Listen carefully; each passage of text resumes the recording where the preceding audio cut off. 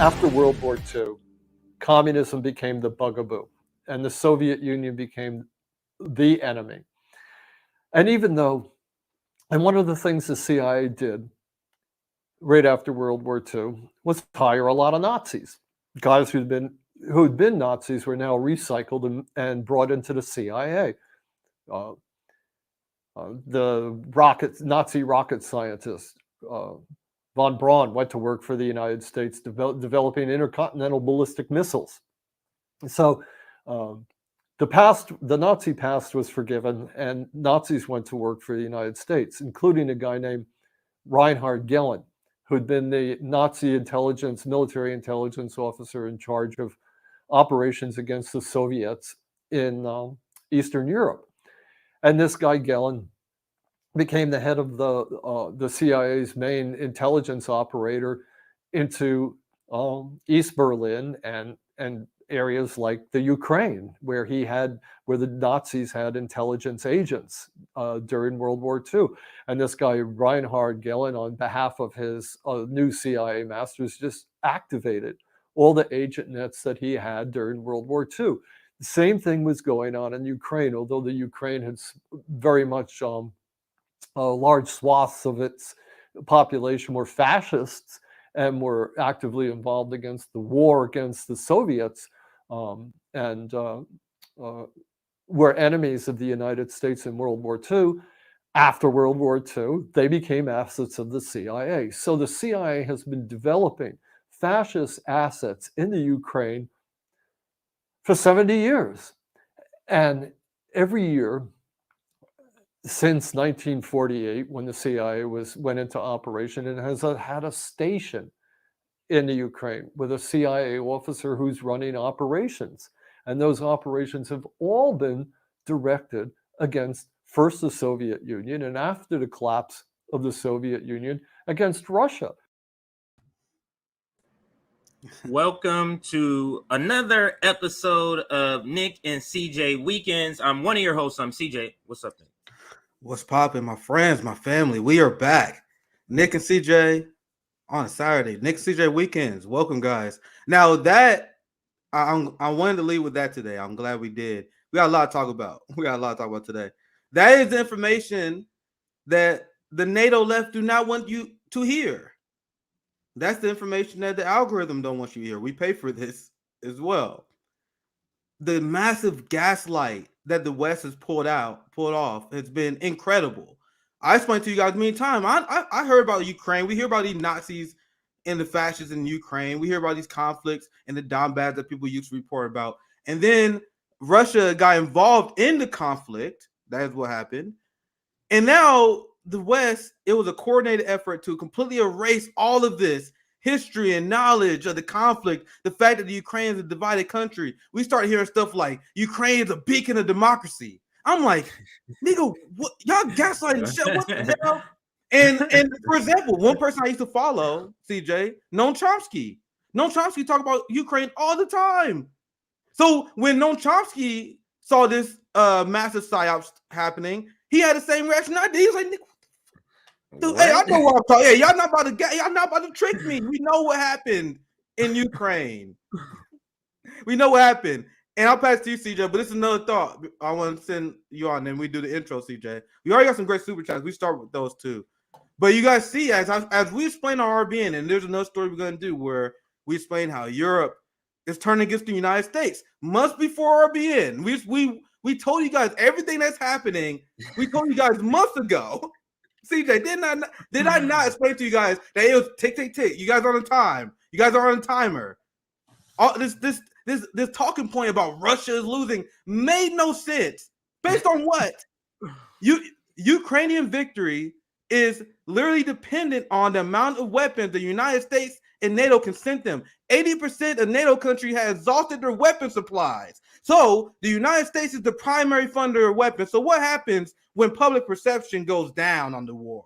When people start asking questions, when Ukraine start getting less of those weapons, what happens?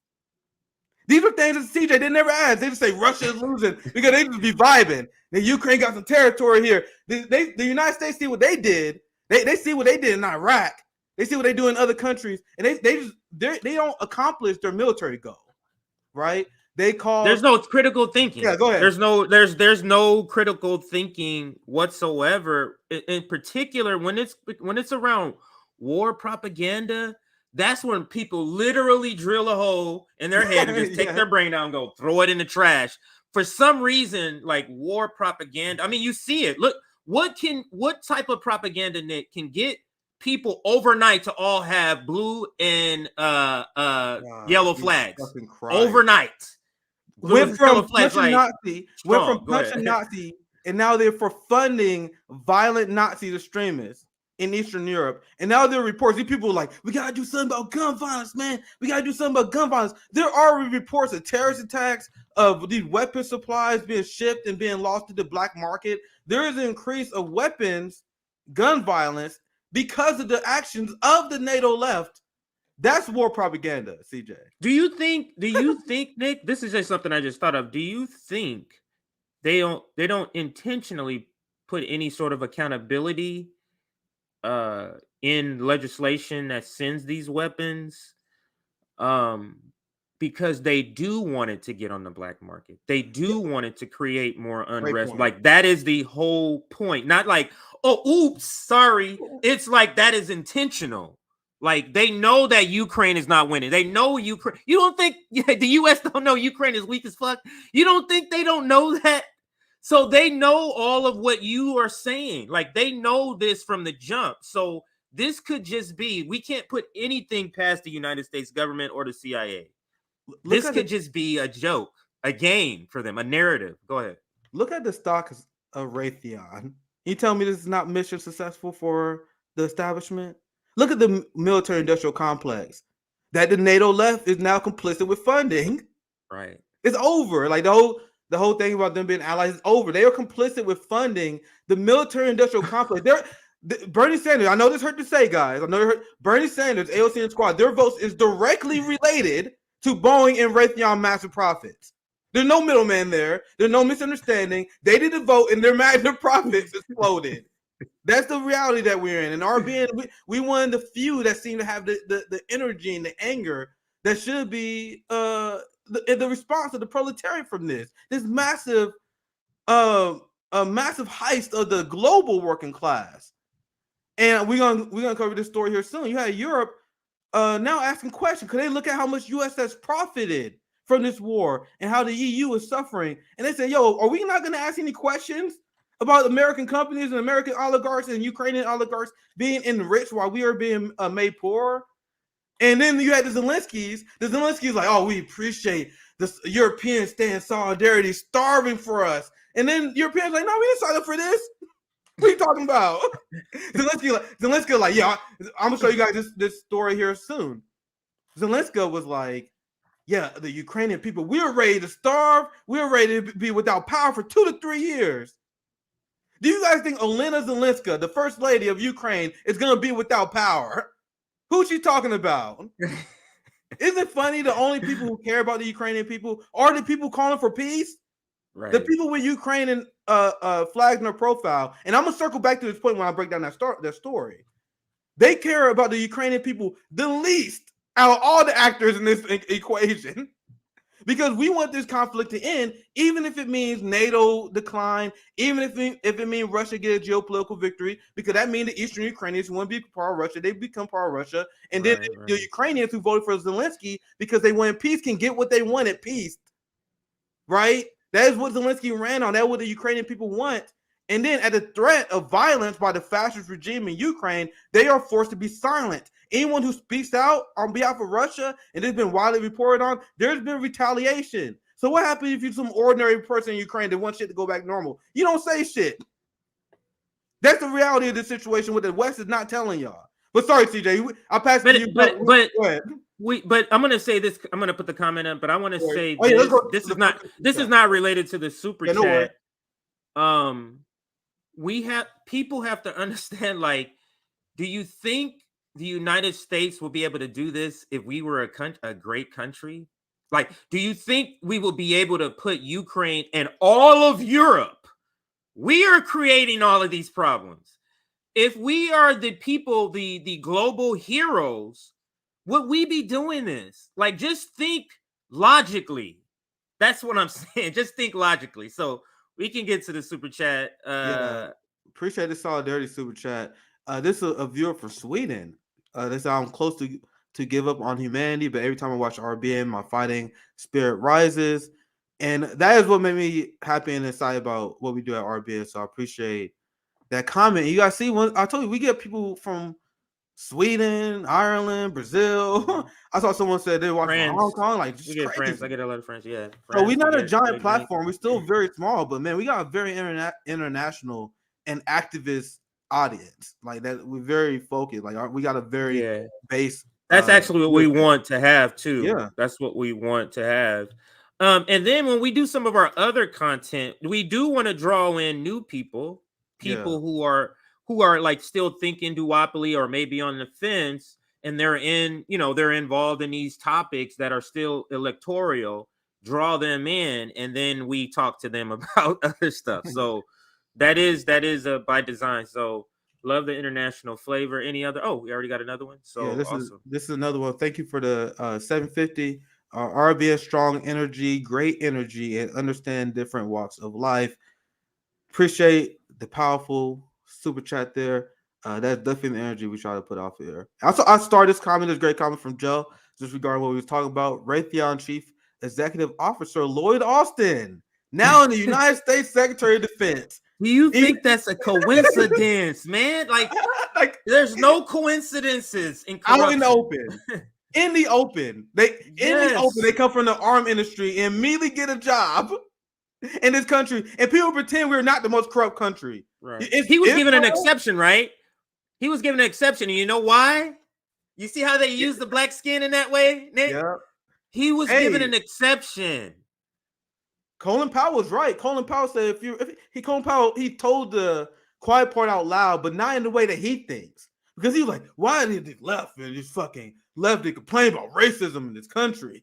It's not racism in this country. If you're black, all you gotta do is become a cop and join the military. You be good. I'm like, do you not realize what that statement said? That was Colin Powell said. He said the same thing. That statement exactly proves the point that we're talking about, because what you're saying is, in order to survive and not be oppressed or to be oppressed least, is to join the forces of the people oppressing people. That's what he's saying. And he doesn't understand that that's what he's saying. So yeah, absolutely. And he was 100% right. What did I say? And I'm gonna read the last part of the chat. Now tell me, is not the United States government captured by corporate interests? What do you call that? What do you call that? It starts with an F. Oh, fascist. Like there's a lot of people. I know I use the fascist term a lot here. I acknowledge that, but there are a lot of people who spend their time calling people on Twitter fascists. They call activists fascists. Oh, my neighbor is a fascist because he vote Republican. No, I don't call ordinary people fascists. I call our ruling class fascists because it applies.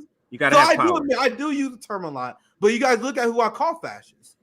Nick, you use the term a lot. If there's a lot of fascists, you got to use the term a lot. There's a lot of fascists. No, literally, seriously. In a especially a collapsing capitalist system, this is what you're going to have. With the Marxist analysis, just think about that.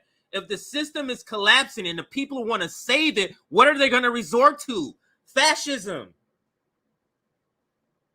Yeah, well, last one, and then I'll pass it to you for intros. Thank you for the $5, Daryl.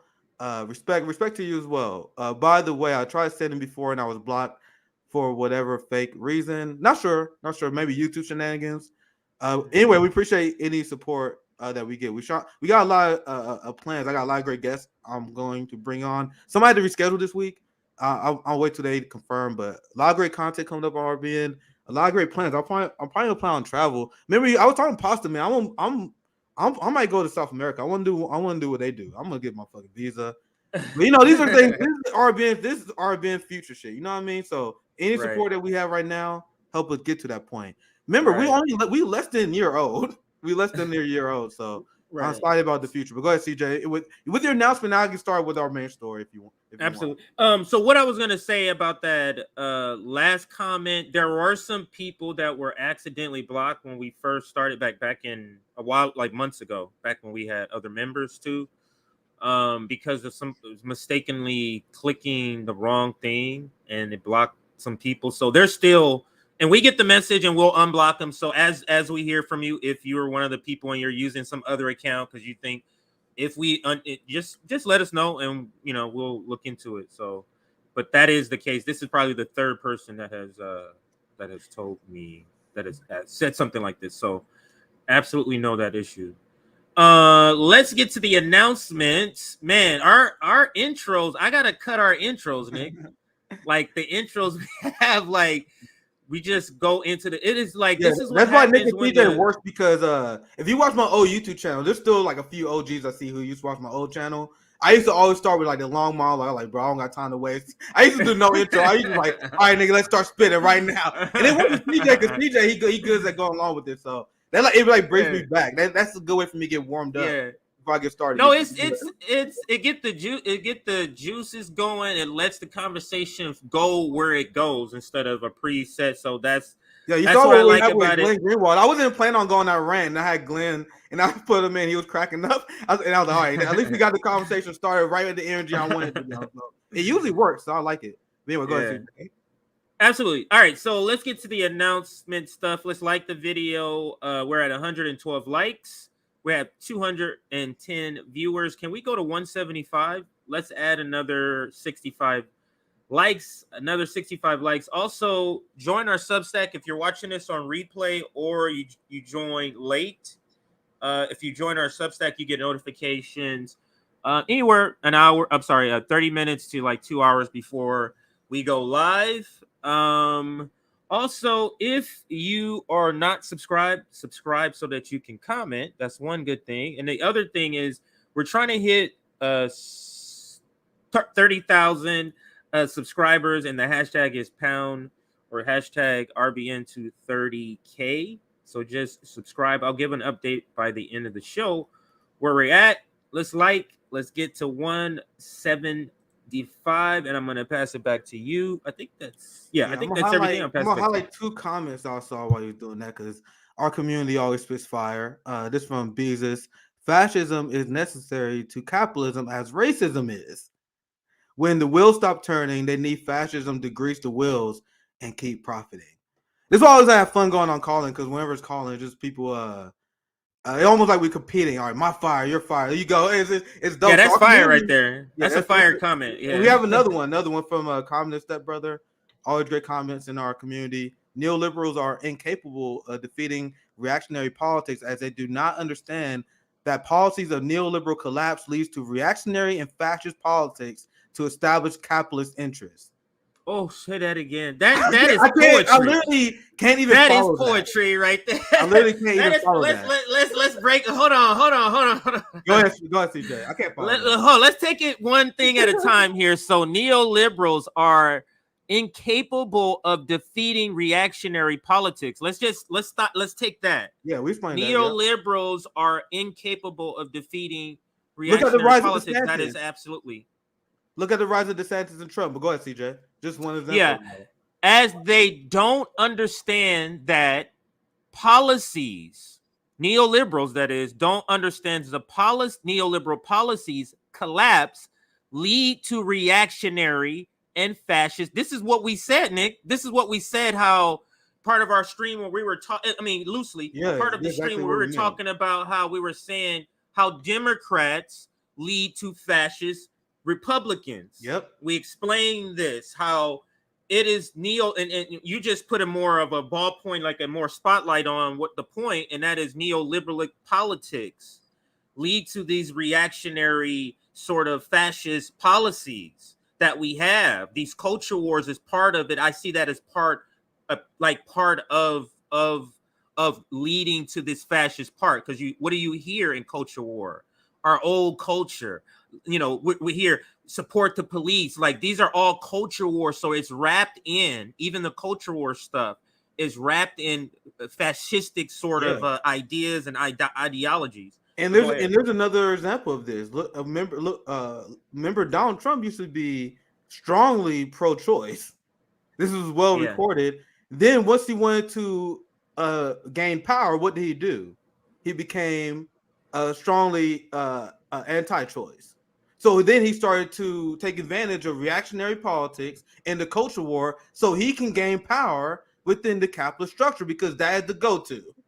That is such a great point. But Nick, let me ask you this question.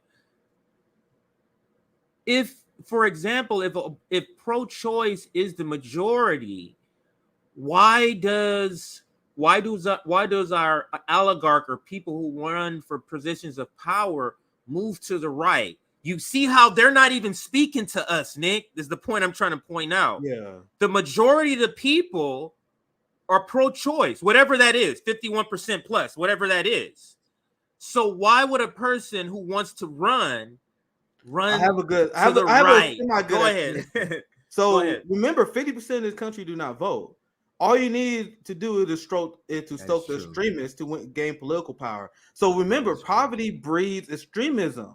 So when you have poor whites, you got trailer trash, you got all these poor people that live in these dire situations. You have tyrants. You have these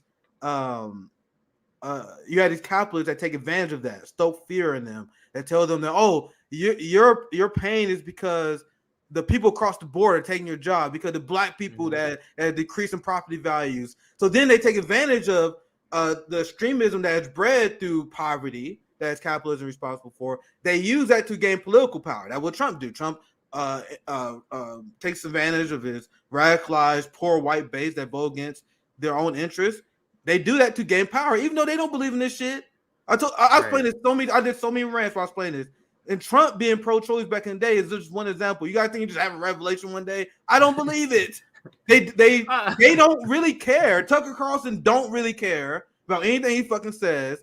Whatever gets them paid, whatever advance the interests of the capitalist class, they are down for. They have. Look at all the, like, Herschel Walker. He had abortions back in the past. There's so many of these contradictions, and they do it out in the open. They pretend to be moral. They pretend to be super moral, but they having gay sex orgies and shit. Like, they been having parties on boats while they wagging their finger at the poor working class.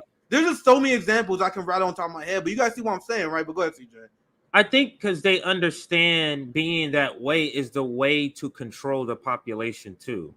Like, they don't want you know what I mean? They go right because the right ideology is what rules the country, is what keeps people where they want them to be, where they want them to be separated. Yeah. In defense, that point I was starting off early before I went on the tangent. Remember, because they take advantage of the radical side, even though they're not the majority. Remember, 50% are turned off because they know that this rigged capitalist electoral system don't actually matter to them. So all you need is that passionate 15%. This is the 15% we are trying to build for a third-party movement, right? You get that passive 15%. They make a ton of noise. The capitalist media empire in our country that profits off of highlighting. And this is a stream we did a long time ago. They highlight right-wing protests, and then they shut down left-wing protests, because showing left-wing protests, showing Occupy, showing the defund police protests, they're not in their interest. But if you can show the right-wingers stoking the culture war that you need to divide the workers, and you get good ratings for it, this win-win. You get good ratings for it, and you get to promote something that divided workers.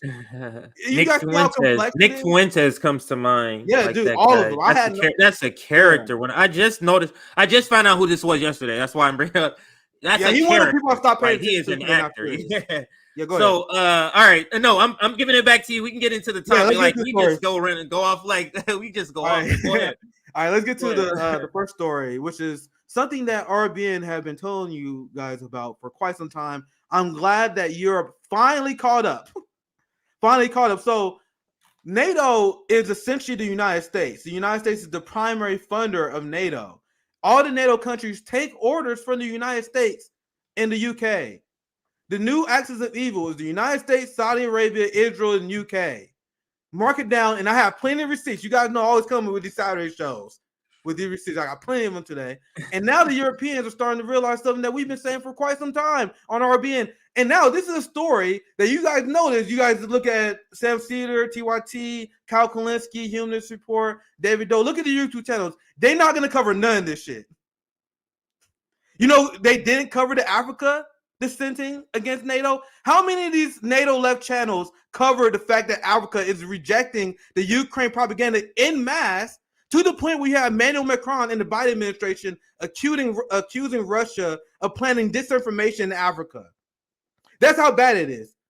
You had the Lula winning on Brazil openly being critical of NATO. So this is like Brazil and their population, they're like, fuck NATO. Half of the population in South America, the largest economy, BRICS, China, they rejecting this whole thing has failed. And the people who are pretending otherwise are deluding themselves. And it's funny to watch because they only clowning themselves and they only making RBN look better. It's been unbelievable, CJ, watching everyone get this wrong. Like there've been our allies. Extraordinary to witness. Like you gotta know our allies, Nick.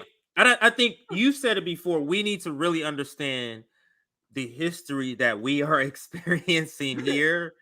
Because when this story of this collapse is over and it tells, we are literally in the middle of what's happening. These events are not just like coincidental. Yeah, it's not random. Go ahead. It is not random at all. Remember that what Q Anthony Mendez says. He's a brilliant historian. You guys saw him a few weeks ago. Like everything that happens in terms of geopolitical politics, and your material reality is because of the consequences that the ruling class has made. And there's not these things are not accidents. These things are easy to predict. We was telling you guys months ago how this was bad for Europe. What is the geopolitical interest in this? And then the NATO left was like, oh my God, Putin apologists for bringing up the obvious. What you got, CJ? What did we ask months ago on this show? What you guys are doing in the winter? What are you guys gonna do in the winter? What's your plan? When the lights are out. What's your plan for energy long term? All right, so I'm prefacing the story too much, but there's so much. That's a Putin talking point. What do you mean with my plans? That's a Putin talking point. And this is from Politico, guys. And I do this on purpose, guys. We show mainstream media articles that shows the reality, but then the propagandists in the United States will take that information and they will tell you how to interpret it, right? So this is coming from Politico. And how many times have we debunked mainstream narrative using mainstream sources? This information is out there. This is why it's so dumbfounding to me. Once again, the Nazis in Ukraine, the CIA, I literally got the information from Jacobin at first. They wrote an article about that. So this shit is not hidden among secret tanky fucking sources. This is from Politico. So what they do, they would report the truth, kind of. Then they would spin it and tell you how to interpret it. And then the dumb NATO left, the true dumb left, they would take the interpretation from MSNBC. And I'm gonna show you guys in this article what I mean, because they do that. So they're gonna take the information that debunks their entire politics and they just try to spin it in a way that benefits their narrative. But no, this does not benefit you. And I'm gonna explain here. Here's the headline. Europe accuses U.S. No, accuses? You see how the propaganda is already starting? I can go all day. Europe accuses U.S. of profiting from war. And look at this propaganda. Even while telling the truth, EU officials attacked Joe. Maybe I should make this a little bigger. Yeah, maybe zoom in for people who. Oh, yeah, that looks better. Yeah. There you go. I can see it EU officials attacked Joe Biden over sky-high gas prices, weapon sales, and trade as Putin war threatens to destroy Western Union. Putin's war? Oh, it wasn't Putin that decided to wage an economic war against Russia that they can't win? Was it Putin that forced you guys into this war that overthrew Ukraine years ago? You see how it's even when trying to tell the truth and report on the story, you know this stung, and you see how they trying to do everything they can to twist this. So let me read this again, and let me rephrase this for this propaganda subheadline. EU officials acknowledge that Joe Biden is at fault, and the United States is at fault for sky-high gas prices, weapon sales, and trade, as their conflict destroyed Western unity because Western countries are calling you out on your bullshit. How is it Putin's fault that you guys lost the propaganda war? And guys, they're losing the propaganda war in Europe despite RT being banned. It's literally it's criminalized in UK to talk about this crisis in the correct way. There have been reporters that went to prison for genocide now for reporting on Bucha correctly, for example. So Western unity was destroyed by the fact that you guys had no legs to stand on, and RBN has been calling it out since the crisis started. I mean, I don't understand how they couldn't see this coming. Like, Like, how do you not see it coming that It was obvious. Russia controls this amount of your power? You are now in bed with the people who want to put sanctions and go to war with them through a proxy. Like, I don't understand how did you think this was gonna end? Like, I don't get that. This is CJ, easy. remember in April when the head of the EU was like, yeah, we don't need Russian gas. Like all these people, they fear mongering. We don't need Russian gas, and we don't win this war. And we were sitting there confused. What are you talking about? It's April right now. What are you gonna do in November, December? They went from that. To now they're saying, oh, Putin is waging an energy war. No, you guys started it. So I explained this to my calling earlier today. And we can do it both ways. So I'm gonna take it from an angle if you disagree with me. If you're one of the people that say, well, this is Putin fault because he invaded, or let me explain it to you this way. So look at all the genocidal actions of the United States. For example, when the United States invaded Iraq, what was stopping Russia and China from destroying the global working class by putting an embargo on the United States and shutting down the global economy? There was nothing stopping them from doing that. They could have done that, but Russia and other countries realized that they have responsibility to protect their citizens in the global working class. So even though the United States did a heinous violation in Iraq, and this is me conceding to your point to make this point, if you say Russia did a heinous act, that does not mean you destroy the global economy and wage an economic war against Russia and China. How does that make sense as a response? Nick, how is this any different than what they say intentions of sanctions are? How is this any different? Isn't getting the energy during winter, isn't that going to get the citizens to be upset at their government? Isn't that what the whole design of sanctions is supposed to be? Yeah. So you see how they're hooping and hollering about that, and that's a southern expression. Look it up, hooping and hollering about that, but they do the same thing in a more sinister way. Go ahead. Yeah, and I'm gonna get back to the article because the article is really good. We're just getting started. It's really good. So I'm gonna start from the top. Who's the writer again? Because I'm curious. Since really good. I think it was written by 3 people. Yeah, Barbara Moying, Jacob, and Jacopo, whatever. So 3 people got together and did this. And this article is so fun to read. I'm telling you, because they have to tell the reality of what happened. Europe turning against the West, but they still have to add the propaganda spin. It's so juicy. As someone who analyzes propaganda, we do propaganda report. It's so juicy, and you can read. If you can read through the lines, you can almost smell the tears. What now? And I'm gonna read it. You guys see what I mean. 9 months after invading Ukraine, Putin is beginning to fracture the West. Yeah, it's Putin's fault because the United States has unhinged foreign policy that has even the EU questioning the United States now. People are in the streets in France and Germany, people protesting this war, and now people are looking at the United States like, what's the end game here? But now look how they phrased it. Putin is fracturing the West. Sure, it's Putin's fault. Top European officials are furious with Biden's administration and now accuse the Americans of making a fortune from the war, while EU countries suffer. RBN was ahead of you, Politico. This is good. I'm glad you guys are telling the truth. I know they hurt, but we was telling you guys this months ago. We were telling the NATO left this months ago. This is why Noam Chomsky, this is why Norman Finkelstein, everyone is bewildered about what the fuck is going on here. But remember, like even Zerlino Maxwell was saying, what do you mean? If things like this bother you, high gas prices, even high energy prices, I mean, how privileged are you? Remember? That was what they talked people into in the summer when people was just like, oh, it's summer outside. Okay, yeah. Now it's the winter. And they're like, oh, this shit. Okay. This shit. I'm gonna continue the story here. Let me pull it back up.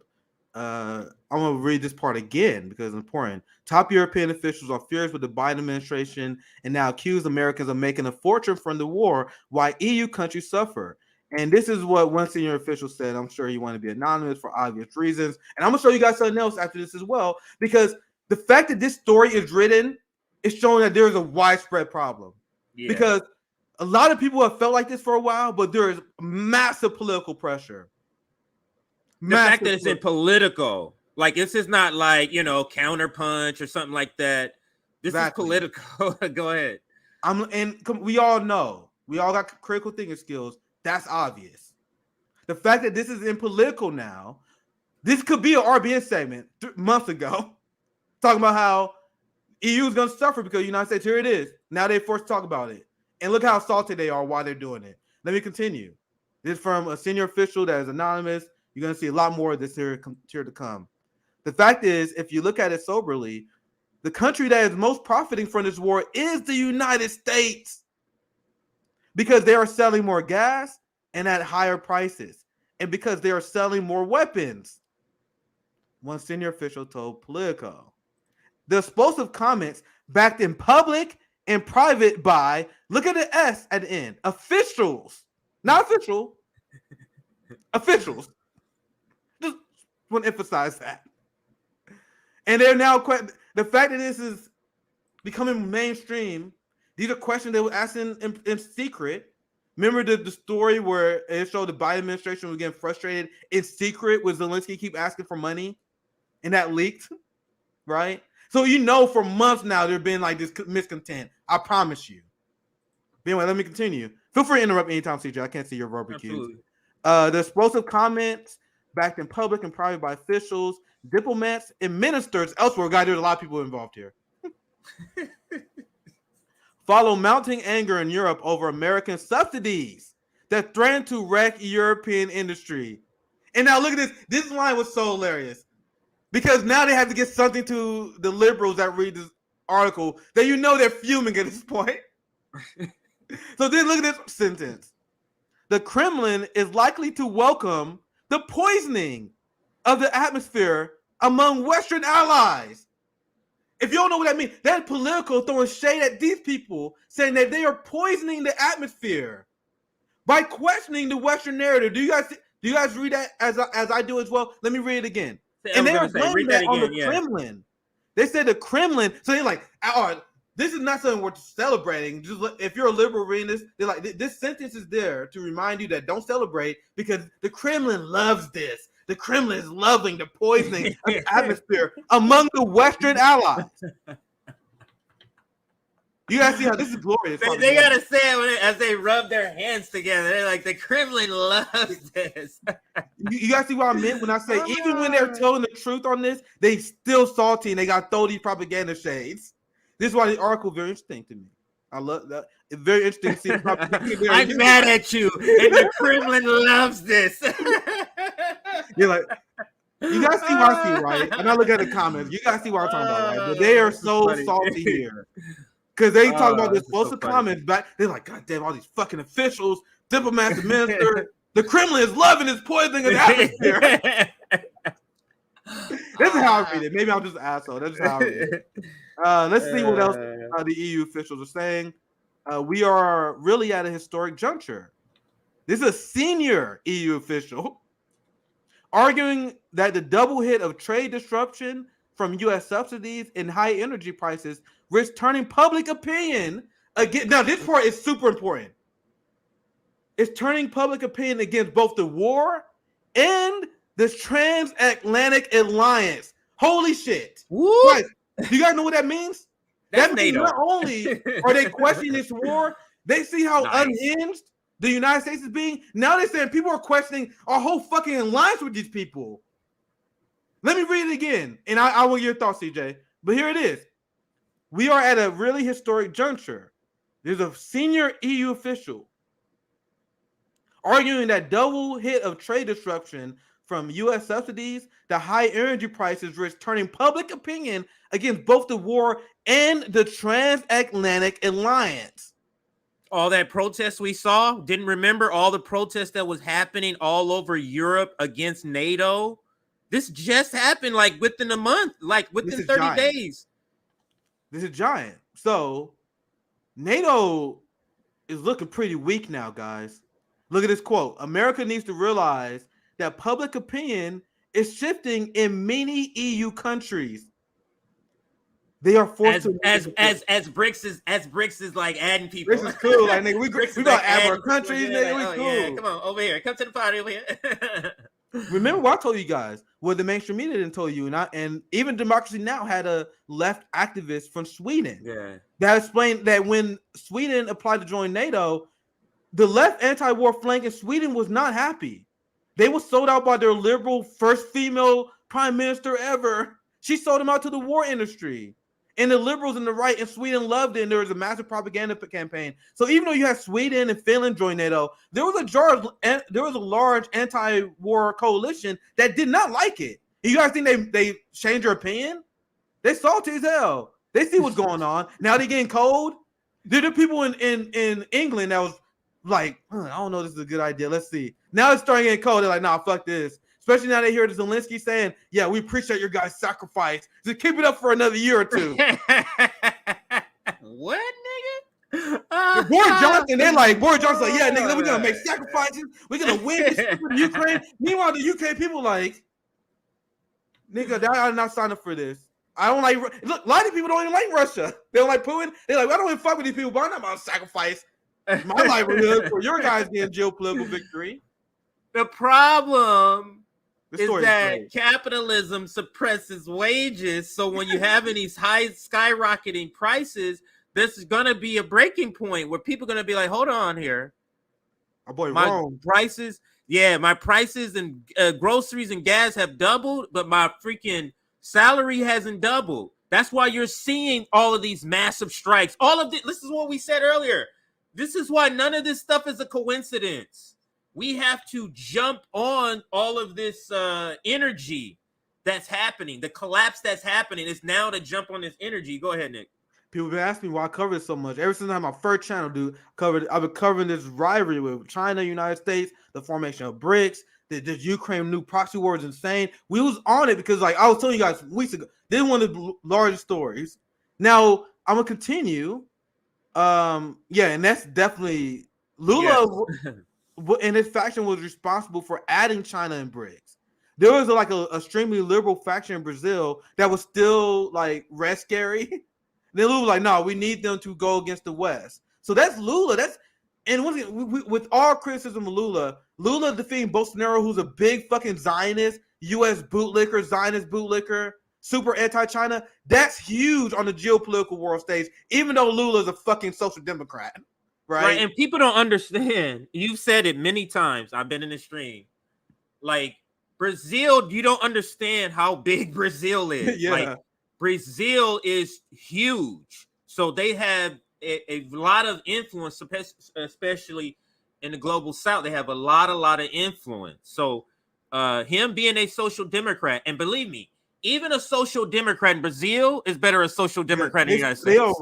It's still worlds apart. It's still worlds apart, even though he's not in a lot of places where he want him to be, and he has a history in Haiti. Even still.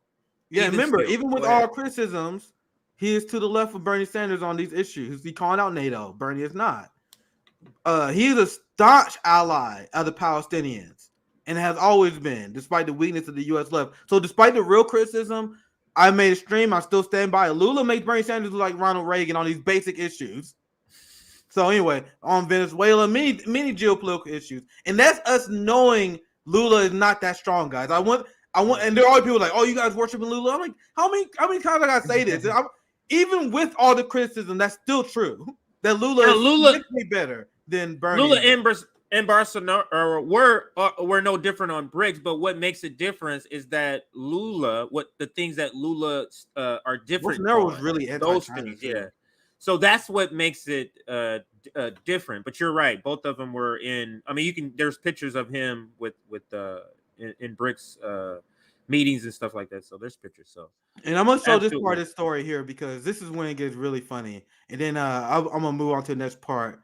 So this EU official saying that America need to realize that public opinion is shifting in EU countries.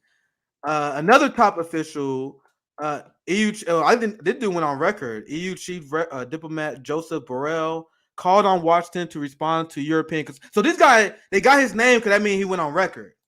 So this guy Joseph Borrell, EU chief diplomat, called on Washington to respond to European concerns. So the EU chief diplomat was like, Joe Biden, stop, you guys need to open your blinders and pay attention to the fact that you're losing public opinion in Europe. Because I bet you this guy, Joseph, he is not saying this from RBN's position of just resisting the U.S. empire. Right. This is him saying, guys, I'm warning you. You better right. This is him hand wringing, like, hey. Look, this is why, Americans are friends. They're like, guys, come on. We're trying to help you here. You're really fucking up. Anyway, take decisions have an economic impact on us.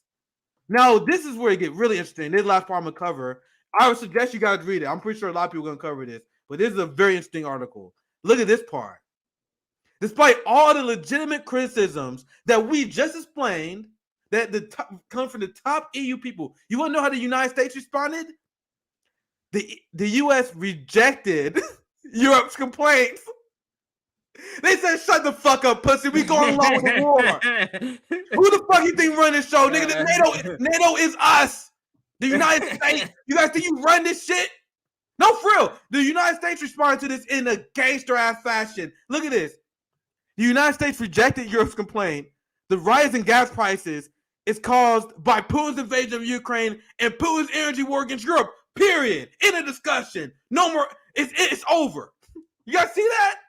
Hey, what's the name of that Denzel Washington movie where he's a police, but he's a corrupt police officer and he's riding it to the end? It feels, I get that. I feel like that's kind of like the United States. I forget the name of the movie. It blanks my mind, but he's like riding. It's Ethan something is in there too. He's like riding to the end. Like, no, nigga. Like at the end. Like, yeah, like King Kong ain't got nothing. That's what they saying. BRICS ain't got nothing. Oh, that's what they saying. Yeah. That's what the United States. Guys, how I picture them. This is some gangster ass shit. Now, I just explained these first two paragraphs, the first few paragraphs. EU officials, even someone going on record like Americans, your friends, you're fucking up here. The United States hearing all this stuff, seeing Europe being plunged, seeing European leaders call out the United States for profiting off the war. The United States response is to go to the propaganda line. Their propaganda line is rising gas prices in Europe is caused by Putin's invasion in Ukraine and Putin's energy war against Europe, period. No, I'm not adding that. That's literally what he said. This is the spokesperson for Biden's National Security Council. No, you remember the line we fed you, motherfucker? Europe, the energy crisis is caused by Putin's invasion and Putin's energy war, period. Repeat after me. This is literally what they're saying in response to the complaints.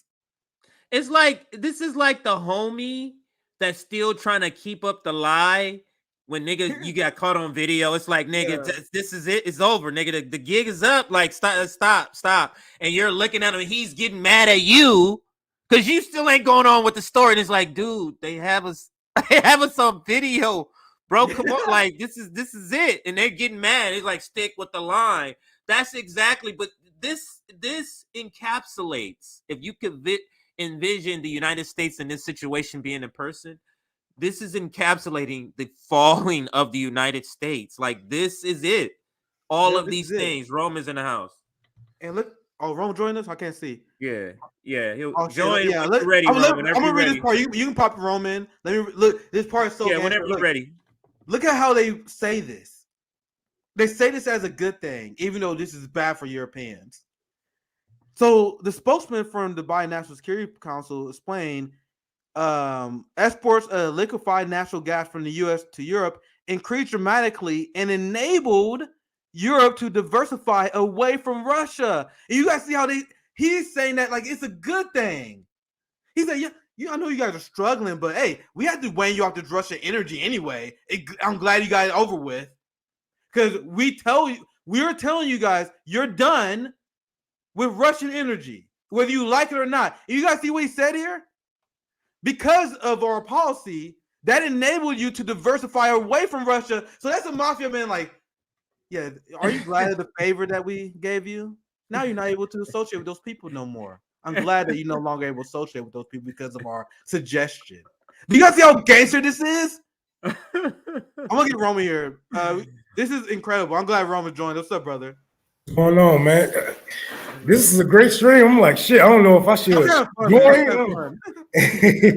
But man, this is great, and I love to see, in real time, the West falling, and I love to see that the propaganda is wearing off on these people because of their conditions that they are living under, and people across the West is protesting.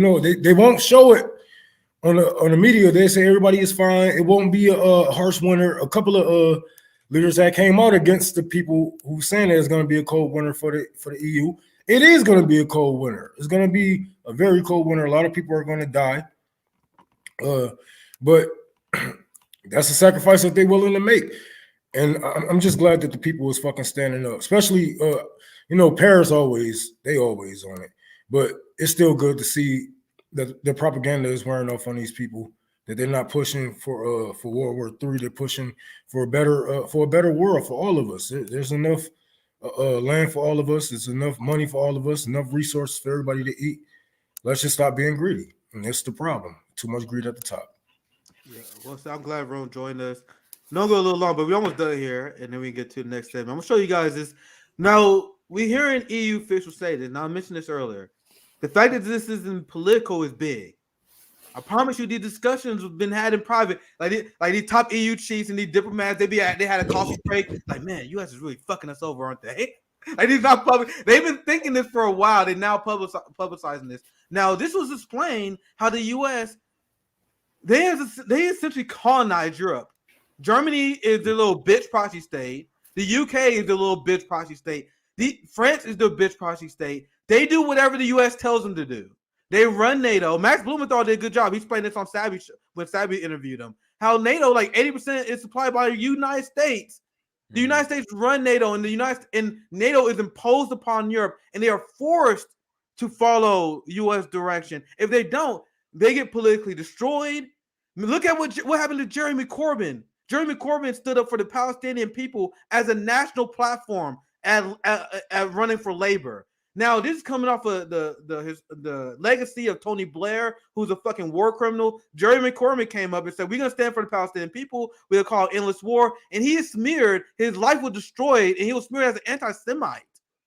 The West will destroy you if you speak out against Western narratives. And now I got this video to show you guys. I think that's a good enough preface of this. This is a video came out literally like last week. I didn't get a chance to cover it, but it's a great video. This guy explains how the United States blackmails Europe to pretty much follow their direction. So here's a tweet. Quite something. He says when U.S. disagrees with what Germany does on important issues, they resort to blackmail on Secret Service materials. So this is worth sharing. I guess I'll read this out. I think this is in German. So I'll read it out here. Let me hide this. After that, in a new situation, I can tell you that in 12 years as America coordinator, I have witnessed three behaviors in the American government. The moment you agree with them, we're the best. Friends, we hug. You're scared for your ribs because the hugs are too intense. Like, this is I love Scarface. Like, honestly, one of my favorite movies. Like, you see when they meet the drug lords, they hug each other tight. Like, and he tells them, "Dude, you better not fuck me." I'm telling you, Tony Montana, you better not fuck me. Yeah, right? That's what the United States does, right? Where when they tell a country like, "Yeah, we're making deals, you're making money, you're really rich, you better not fuck me." But you know, don't. I only tell you once, don't fuck me. That's the United States. That's what he's explaining.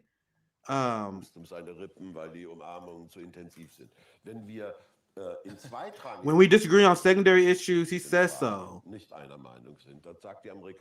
American regime reign is, and that's happened to us. Let me go back a little bit. American reign, gratitude history, we had the freedom and the security of the Germans conquered and reserved what happens when we. If you had a different opinion on a serious question, then the Secret Service comes along. So what you explain them, if it's like if it's minor issues, whatever. But if you have a different opinion on a serious question, like our stance on the Ukraine war, our stance on China and Taiwan, our stance on NATO expansion, our stance on funding Israel and on Palestinians. if you have a serious question, you have people like Jeremy Corbyn, who had the Labour Party literally throw an election in order to rig it against them. But let's continue. Then the Secret Service come along. Material on the table that incriminates Germany and either joins in. Or it's your turn, and in that respect that there are different types. White and the Americans have very clear chief interests. We are diffuse with our interests of definition of well. The Americans have very clear set of interests, and accordingly, if that is implemented, that is the reality. So essentially what he's saying is like the United States have 10 ways of Sunday to screw you over. And that's why you have these EU diplomats that's finally started. Some of them didn't go on record. One guy came on record. They started to leak these stories, so hopefully it can spread some momentum and reach the Biden administration. That's not going to happen, obviously. So you don't have any faith, Nick. You like that's not going to happen. Last thing I want to show because it showed the mindset. Because this is a quote that has been going around with Olena Zelensky. And I covered this weeks ago when Zelensky himself, he gave a speech at the National Security Conference, and everyone in the liberal brainwashed audience was applauding it as if he was saying some groundbreaking shit. But what he said essentially was, I appreciate you European countries for sending us so much weapons. I know it's hard for you guys. I know you're starving. I know the government could be taking care of you guys, but instead of taking care of you guys, they send us weapons, and they make sure that we fight our proxy war. And I appreciate you guys for suffering for us. That was a speech. And I'm like, how does ordinary people who don't give a fuck about NATO supposed to hear this speech and think this guy is anything other than a psychopath?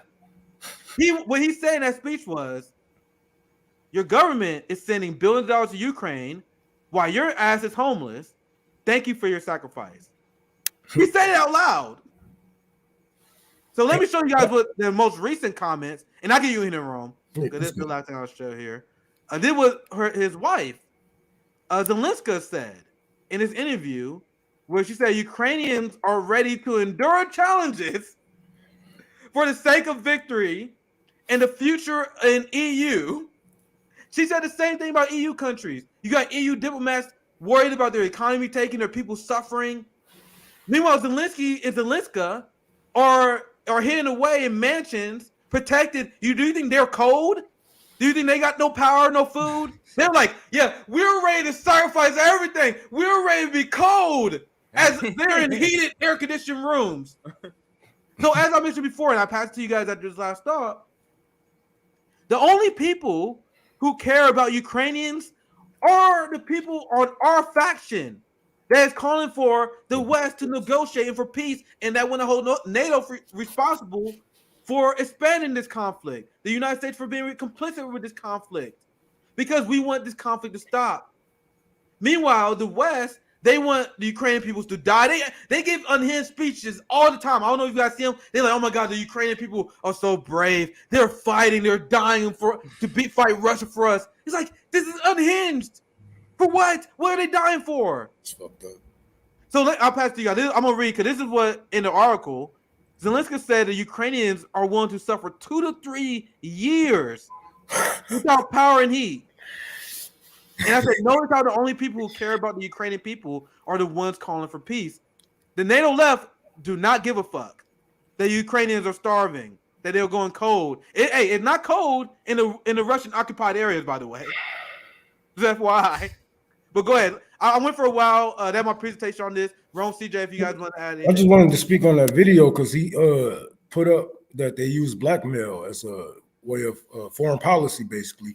But they do that all around. This is why our celebrities now isn't calling out this shit, because they have something on everybody that went around these celebrities. They get you around their friends. You go to these parties. Next thing you know, you're doing something and they taking a picture of it. Or you might just be around some shit that happened and you're guilty by association. You don't want those pictures, that information out there. So get in line. And this is why people don't speak up, because once you get some type of star power, the government, CIA, FBI will be there to make sure that you move your people in the right direction.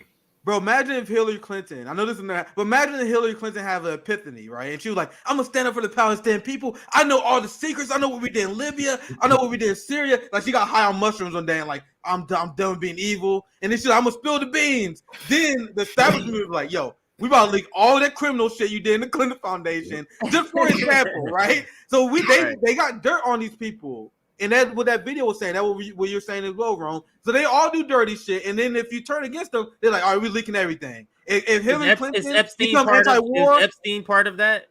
Epstein is one of those links that keep people in line. Yes, Epstein. That's what skipped because I'm smoking now. That's what skipped my brain. That's what I meant to bring up was Epstein, and you can see a lot of celebrities get introduced to this very powerful man. And now they're moving and talking for the government. Vote for Biden. You got motherfuckers that was on his plane talking about vote for this person, vote for that person, whoever his friends were, because they know, like, look, you don't want this shit to get out. It's bad enough that you were on my island, but if they know what you was doing here, and this is why they haven't released what is in the black book right now, because they're not ready to blackmail the politicians that's in the black book right now. Because they're still following orders. Yeah. They're still following the orders. Yeah. So when that came out, they really started to follow orders. They really was, teaming up. It was all type of culture wars going on when the Epstein story came out, and they tried to keep our mind on everything but that. Will Smith smacked this and that. They try everything. Absolutely. So we can wrap that segment. CJ, you can do the second story that we have in the thumbnail, and then I'll do the Israel story after that. Yeah, this police story here. I'm telling you, both of y'all gonna enjoy. Both of y'all about to enjoy this shit here. I'm telling you, if you haven't been watching some of this shit. So the next story that's coming up is Defund the Police kills police recruitment literally in every single state. It is not down by a little bit, according to these news reports. It's like, oh, we need 300, and they got 50. Like that kind of level. So we're gonna get to that, but before we get to that, let's go ahead and do some announcements in between segments. We're at 288 likes. Let's push. We're at 450 people, so we can even push to maybe 400 likes. That's 112. Let's get 112 more likes. Get us to 400. Let's get some more people in here. For this it's a fun story. It's interesting. It has a lot of information, good information for what we're trying to do. And this is what activism is about. It's not like us keep saying defund the police is helping. So let's keep saying it. So that's the point of that segment coming up. Join our Substack if you got here late. If you got here after 1 hour and you wish you were here early, join our Substack. We'll make sure you get notifications. Or if you're watching this on replay, same thing. Join our Substack. We'll get you there. Here's the updated number. We're at 26,272 subscribers. We're trying to get to 30,000, RBN to 30,000. Subscribe. Use the hashtag.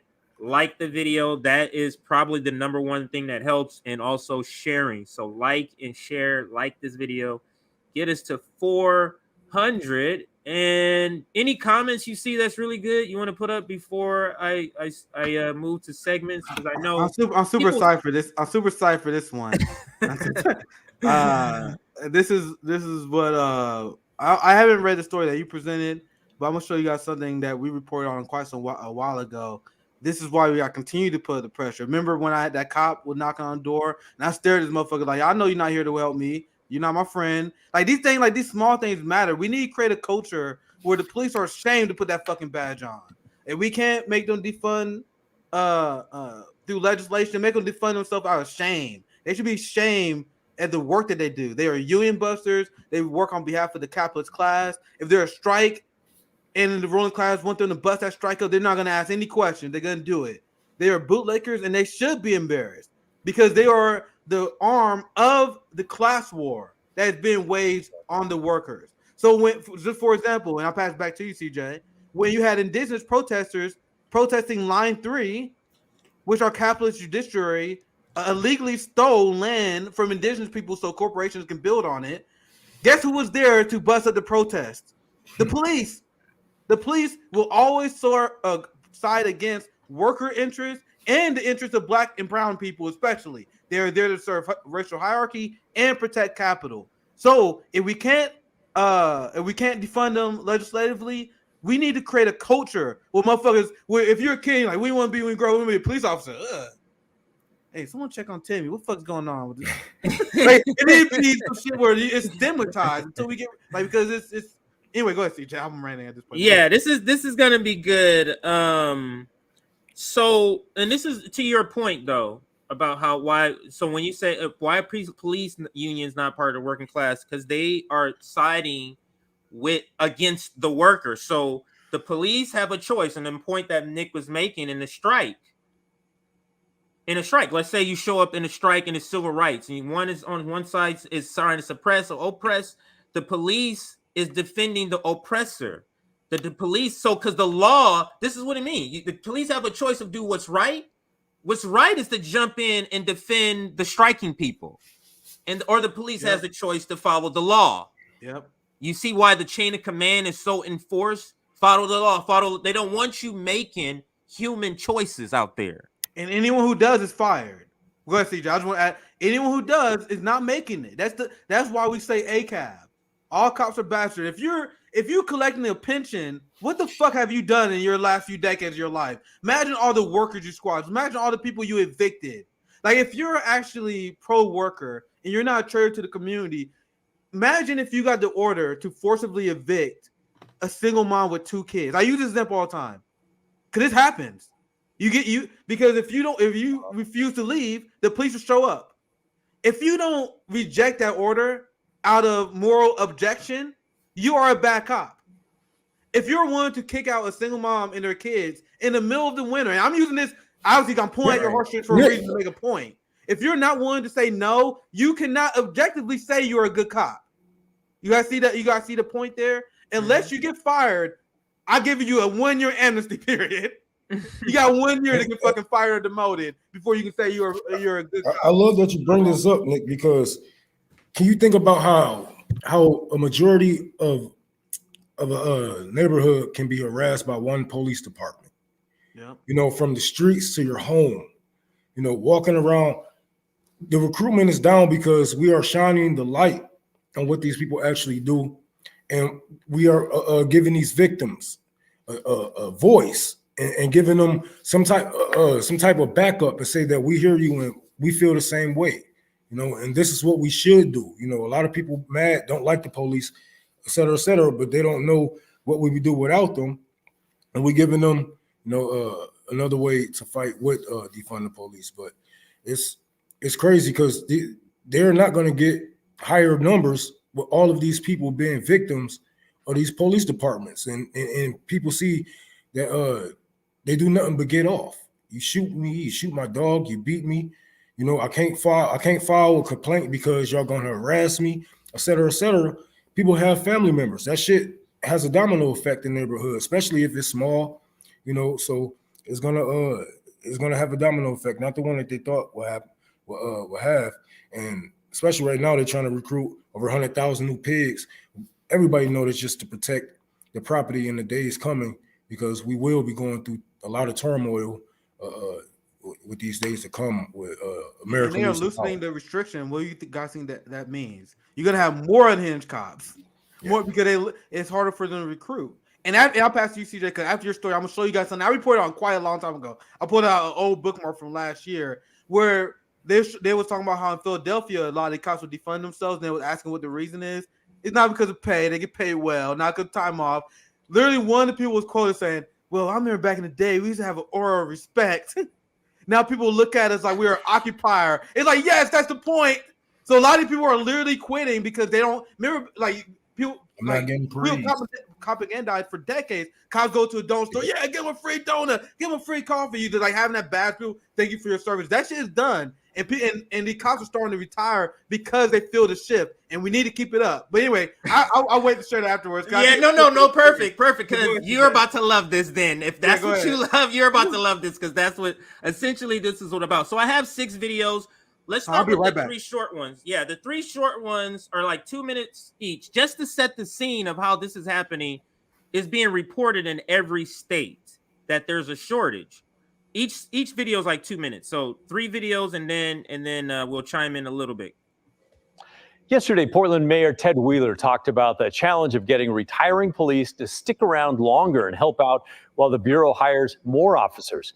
It reminded me of a frank conversation I had with City Commissioner Mingus Mapps last week. We talked about staff shortages at the Police Bureau and what's really behind it. Well, you know, I do think we have some options. One of the things I'm deeply concerned about are vacancies that we currently have in the Police Bureau. You know, we've set aside in previous budgets lines to hire cops and, frankly, unarmed police officers. We have plenty of vacancies there.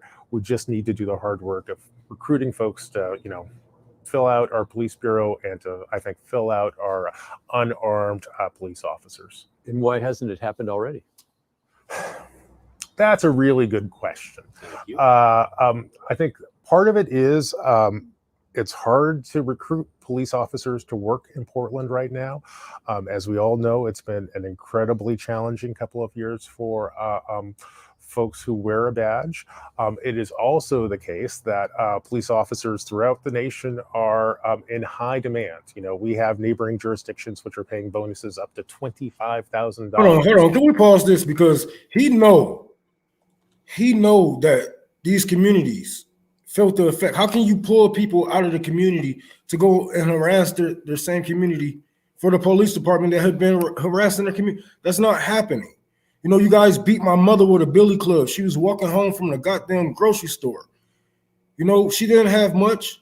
You took my dad to jail for nothing. You know, looking to violate him because you knew that he was on parole. I ain't saying he was a good man, but he was the best man I had. You took everything I had, and you want me to be one of you? How do you think that we are raising our children when we come home beaten? Imagine we're fathers. Me and CJ, we are fathers, man. And real shit, our daughters might be, you know, freedom fighters. Imagine us still living through this shit that we living through today, and your daughter come back home with a busted face, head busted, bruised, shot with rubber bullets, gassed by the police in her neighborhood.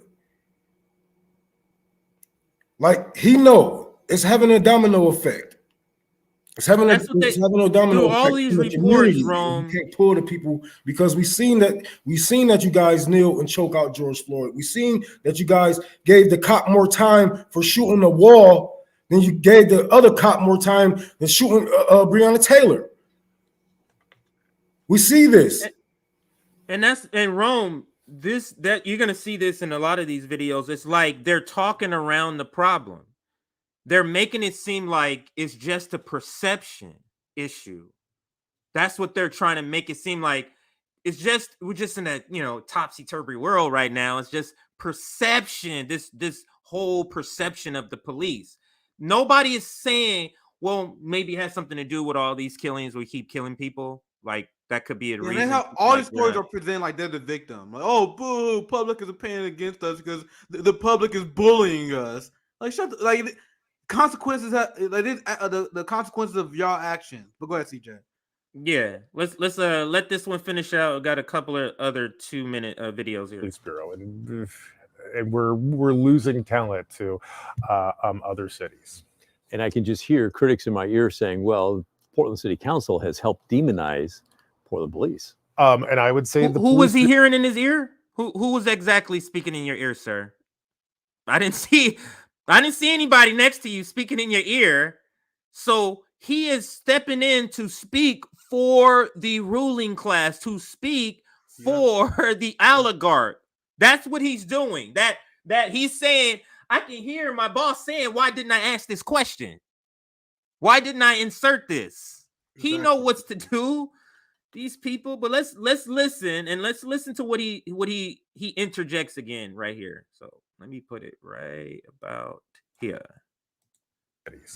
And I can just hear critics in my ear saying, well, Portland City Council has helped demonize Portland police. And I would say the Police Bureau agrees with you. I think recently, Like the police is out here doing good shit, and people are just demonizing them from the good shit. That's what's happening. They Not didn't the fact that the you police guys were get half of misunderstood. our fucking city's budget. Not the fact that you guys are riding around in brand new trucks while we riding in putt-putts that you pulling us over for because my tail light is up. Get the fuck out of here. The poor cops, they were just misunderstood. Oh, poor cops. Why can't the people give them we a had fair a trial? survey These people fighting in some cities. They fighting for these people to have a $10,000 salary about a month. the nature of their work. We saw that our public safety officers are demoralized, and one of the reasons why they're demoralized is they feel like they haven't been supported by elected leadership in this town. Do you think that's accurate? Because you're part of the elected leadership. I try to both hold the police bureau accountable, and I try to support public servants in the work they do, whether you're the police bureau or the parks bureau. That's a culture change I'm trying to bring to the city. Yeah, that was really weird. It wasn't letting Answer me the question. stop He it said, or anything. That was so really weird. I want to count on that real quick with what just happened, that little exchange right there. He said, Yeah, go ahead. The police say that the politicians don't give them support, which is objectively not true. How is that true? Just a lie. That's just a lie. Police on than other countries do on the military budget. Do you guys understand that? So what other country? What is your example of the counter? So if our politicians are weak on the police, what is your example of a country that is more pro-police than the United States? There is none. We have the most pro-police politician in the world, period. So these guys say, well, is it true that politicians are leaving the police out to hang? Even though that's objectively not true. Look at Eric Adams, for example. He said, oh no, man, it's up there in the air. Even Trump and Biden was fighting over who's going to fund them the most. They ain't talking about, man, get the hell out of here. Yeah, they was like, no, I'm giving them more money. No, you're giving them. I'm giving them more money. I remember that. All right, so I don't know what happened. It went haywire. So I'm gonna start it back. It's still about 30 seconds to play, because this exchange at the end, like you were saying, Nick, is very important. Or what he says here towards the end. Oh, turn the volume on. My bad. Feel like they haven't been supported by elected leadership in this town. Do you think that's accurate? Hang on. There's more of it I want him to say. The Bureau agrees with you. From any rational person, just real quick, any rational person, is that accurate? No. The police are lying. What is your, look at this guy, he can't say that? I think recently we had a survey of police officers which asked their attitudes about the nature of their work. Okay, sorry. I'm not sure why this keeps happening here. I think I got it now. All right, I think I got it now. We saw that our public safety officers are demoralized, and one of the reasons why they're demoralized is they feel like they haven't been supported by elected leadership in this town. Do you think that's accurate? No. Because you're part of the elected leadership. I try to both hold the police bureau accountable, and I try to support public servants in the work they do, whether you're the police bureau or the parks bureau. That's a culture change I'm trying to bring to the city. And I do think the culture and the dialogue has changed in the past year or so, but there's still a lot of trust that needs to be rebuilt. The culture and the dialogue Thanks for Migas Mac sharing. Hold on, let me finish his thought. See, he's not finishing his thought. The culture and the dialogue changed. How, sir? So essentially, these police officers are like, oh my God, the politicians keep saying we should stop murdering people. Is that what you guys complain about? The fact that you that's what they mean by not support. Maybe that's what he means by not supporting them. Well, these politicians literally support you guys in bills. The only thing you can possibly complain about is the fact that they acknowledge that you guys kill people sometimes. So are you mad that when a politician, even though they fund you, just mention the fact that, hey, George Floyd was killed by a renegade cop, that cops kill 3 people per day, that you guys are psychotic animals? Like, they don't even say that. It's not to me. But go ahead, Ron. No, I just wanted to yell out 40%. All right, so this one and one more 2-minute clip. This is another city. So that was Portland. This is LAPD, and then I think I have another one that's Las Vegas, but I have a bunch. I can't show all of them. Like, I have Ohio, I have New York, I have your neck of the woods. I think one of the longer interviews, Nick, is from the KC. KC Yeah, I saw a lot of had a shit on news KC. conference. So yeah, so I'm gonna get to that one too. But this is the second of the first three. Let's listen to this one. The LAPD is facing a crisis. They say the number of criminals is on the rise. At the same time, the number of cops is going down. Fox 11's Haley Winslow talked with LA's top cop at today's graduation of new recruits. It's a story you'll see only on Fox 11. Many kids dream of growing up and being one of them, a police officer, a hero. I can remember being a kid and watching my dad leaving for work in his uniform on his police motorcycle. And my earliest memories, I've always wanted to be an LAPD officer. Officer Anthony Salazar. But lately, fewer are choosing the badge. LAPD is losing more officers than the department can recruit. In the last 3 years, this organization has lost more than 600 of its personnel to retirements that were not, that were not hired. We didn't hire new academy recruits to replace them. Today, we're losing more than 50 per month to retirements, and we need to hire 60 in order to meet that attrition and begin to rebuild. And we're simply not making that mark. In a one-on-one with LA's top cop, Chief Michael Moore explains why. We also have a heightened attrition because I think of COVID, the pandemic, the toll it's taken on people's lives, the emotional toll that as well as the civil unrest and the anti-police rhetoric, those have all been compounding factors. And the city is Okay, it's not going to. Oh no, they're mean to us. Oh no. And a disease is Why not would going to that- stop a go ahead. motherfucker from one. A disease is not going to stop a motherfucker from getting out there and beating your motherfucking ass. We didn't see it. People are still getting killed by the police today. What is he talking about? So can we appreciate the grand irony of the right wingers who idolize the police because they're the macho brave men, and then they're like, oh my god, the left are pussies, the left are sensitive pussies. Meanwhile, you got the cops over here like, oh my god, people are mean to me, they're mean to me. Oh my god, the people are mean. I gotta retire. I don't want to deal with pressure. Meanwhile, they think we're soft. They think we're pussy. They think we're pussy. Who sound like the pussy? It's these cops, the right wingers. Oh my god!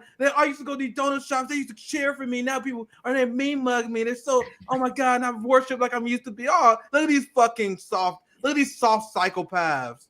Maybe go, CJ. No, but think about the psychology of that. I don't want that job that pays the same money, has the same duties, because people don't kiss our ass. That's why people aren't going. That's why people aren't. I'm sorry. That's why recruitment is down. But let's finish out this video about another minute and a half here. Chief Moore says emergency response times are now longer, and specialized units like fugitive warrants and cold cases downsized or eliminated. Service levels are suffering. Our 911 answer rate, the length of time people are having to wait on hold on non-emergency calls, and sometimes how come all of this shit is down, but shootings aren't down? What's up with that? How come everything else goes down, but shootings and your payroll? That's weird.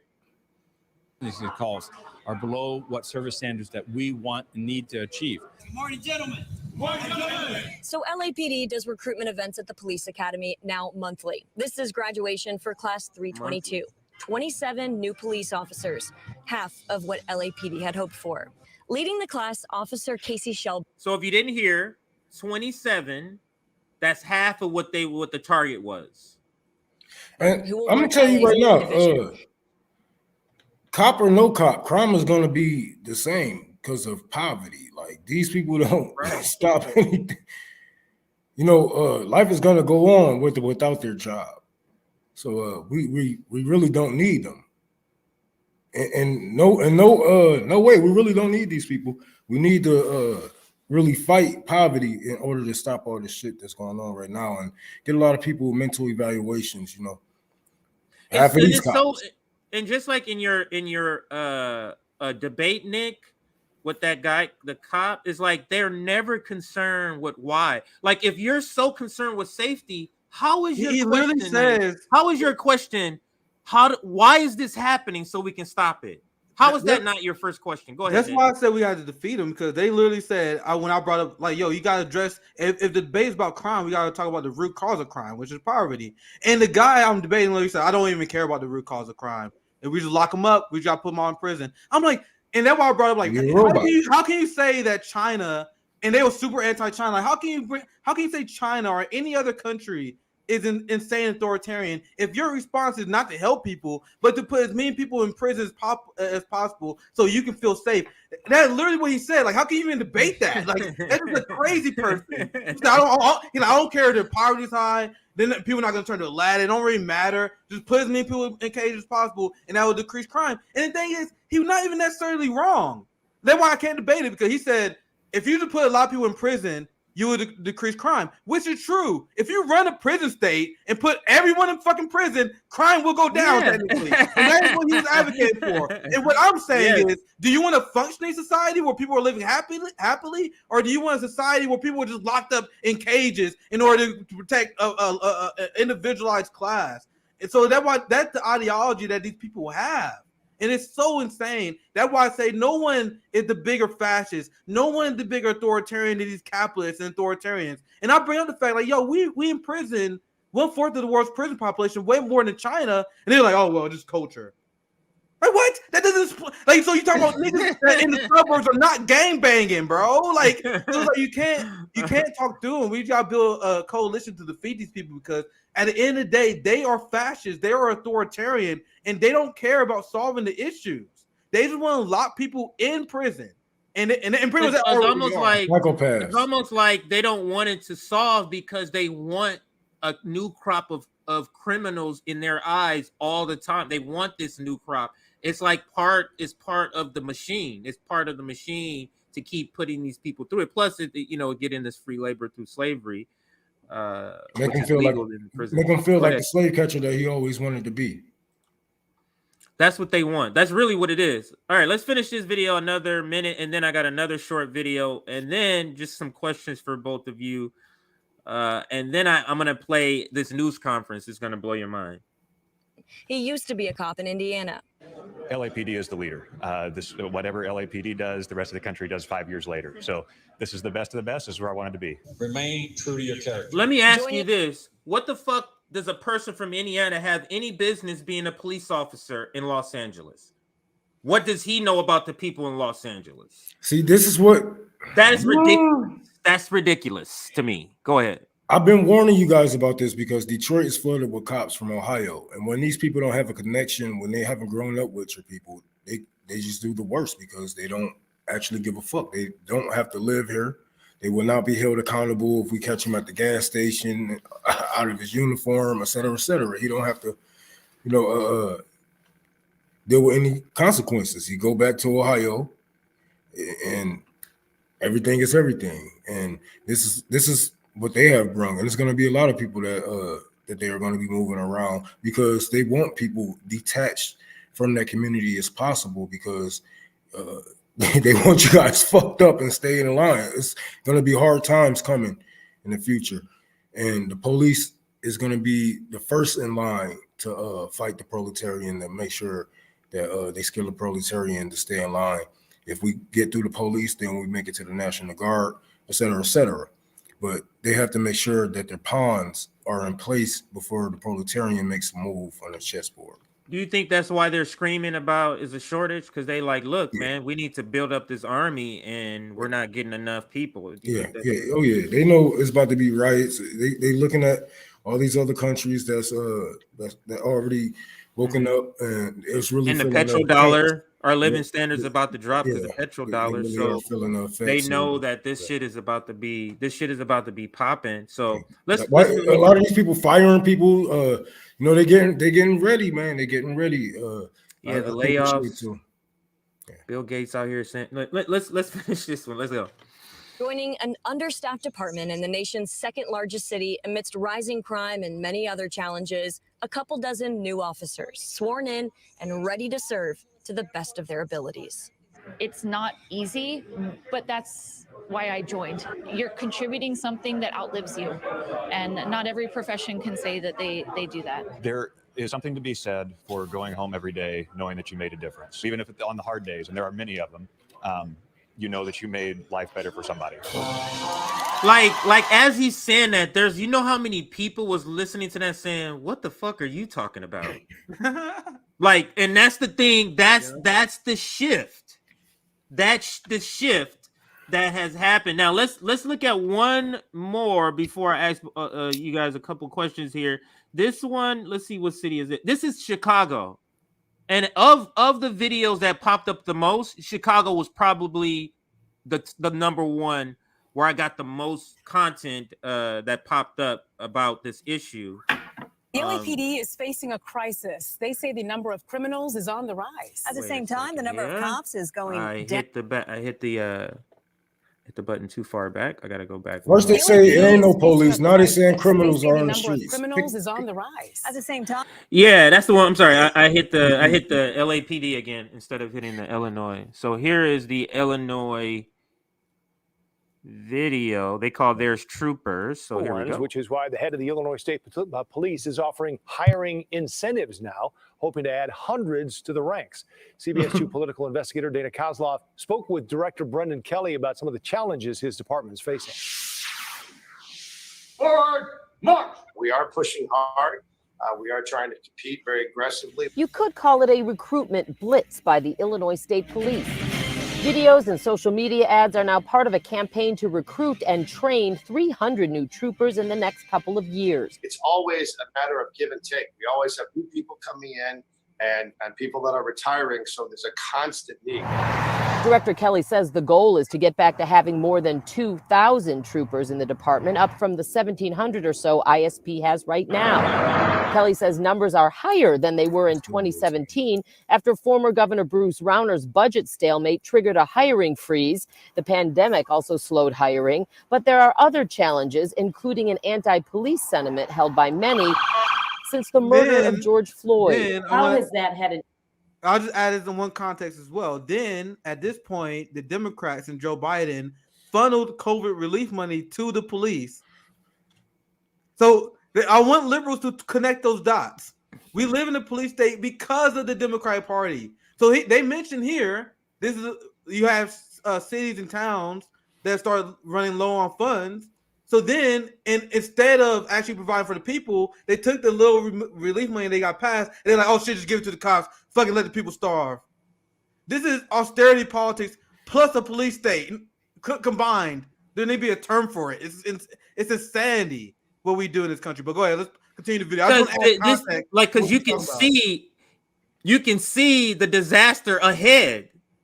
Like that has no good ending to the scenario you just described, but we can finish out this video about a minute left. Had an impact on your ranks and also your recruiting efforts, do you think? Well, obviously it has an impact. It's a reason ISP is offering new recruiting incentives like lowering the retirement age from 60 to 50 and allowing recruits to finish training and work close to home. After the tragic suicides of 2 troopers recently, Kelly says the department is also improving its mental health outreach. We're getting better as an institution at discussing the importance of taking care of your equipment. And the most important piece of equipment that you got is your... He says investigative tools like license plate reader cameras are helping troopers do their job. Kelly says they just added another 36 to the 100 already along expressways. Anytime there's a shooting now, we are using the license plate readers as part of the investigation. It is not, occasionally. It is every time. Dana Kozlov. That part, I played that video for that part. So they're adding these cameras, these license plate readers. If you guys didn't know, I'll bring up the other video in just a second. I got some questions for y'all, but if y'all didn't know, they're in some cities are doing this, where they're inserting more of these cameras that can license plate read. We got all over the place here. Yeah, it's just such an invasion of privacy. They can just run your plates, and they're doing this shit all the time. If a cop is behind you, believe me, he's running your fucking plates. If he's behind, whether remember that video with that unhinged. Go ahead. Remember that video with that unhinged cop? What she said? If I find a reason to pull you over, I will. Yeah. Like if you piss me off, I'll find a reason. That's how they criminalize communities. It was somebody who pushed for some shit called the Patriot Act. Who was that guy to push for the Patriot Act? I'll keep on forgetting. There were a lot of them. My question to you is: do you think, because somebody earlier in the comments said something to the effect of this is PSYOP, that they're pretending like they're having a hard time. Like, there's Yeah, another way to 100%. view these stories. Like, do you think, and if so, what would be the reason? What would be the reason why they would be trying to pretend like they To need this? Go justify ahead. increased police budgets even though they don't need it. That goes to mine. That 100. It's the same concept when they bitch about crime. Like, we can do either way. We can dismantle their talking points, but it literally does not matter whether crime is up or down. Like, oh shit, I gotta show you guys this tweet. I don't know if I covered it. We had this police department after the midterm is over. They're like, all right, now the midterms are over. Now we can admit that crime is actually down in this area. It was not up like we said it was. They lie all the time in order to perceive funding. It doesn't matter what the numbers say. But go ahead, Ron. But for the people that have been here from the beginning, even if you watch the first video that CJ showed, the interviewer, he didn't even discuss how much crime was actually solved, and is that a problem? You know what I'm saying? He didn't discuss, the people that's actually being targeted and being victims of these communities that they say that they police. So this is all propaganda. I can see that, this, we need help. We got billions and billions of dollars and damn near every politician in our pocket, but we need help. Get the fuck out of here. Maybe the framing is that more money, but less cops on the fucking line. There's more money for the people at the top. They ain't worried about people more cops on the job, because none of these people do their fucking job anyway. So they're trying to set up the game to get more funding, because a lot of the stuff was that we need to raise the amount because we can't get enough, because it's not enough. We don't have enough pay. We don't have enough money to pay. We need more money. So everybody in these stories were asking for more money so that they can compete with other locations. Yeah, go ahead. I'm glad, because I think I forgot to do a segment on this. I think I did. Maybe I might just be high or something, but I think I forgot to do this because I wanted to show you guys this. Like, this was 2 weeks ago, November 9th. Now this the 80 APD. Which one is that? Some Atlanta. Chief of Police, Albuquerque. Yeah, Albuquerque. Okay. So they literally tweet this out. They literally just admit it.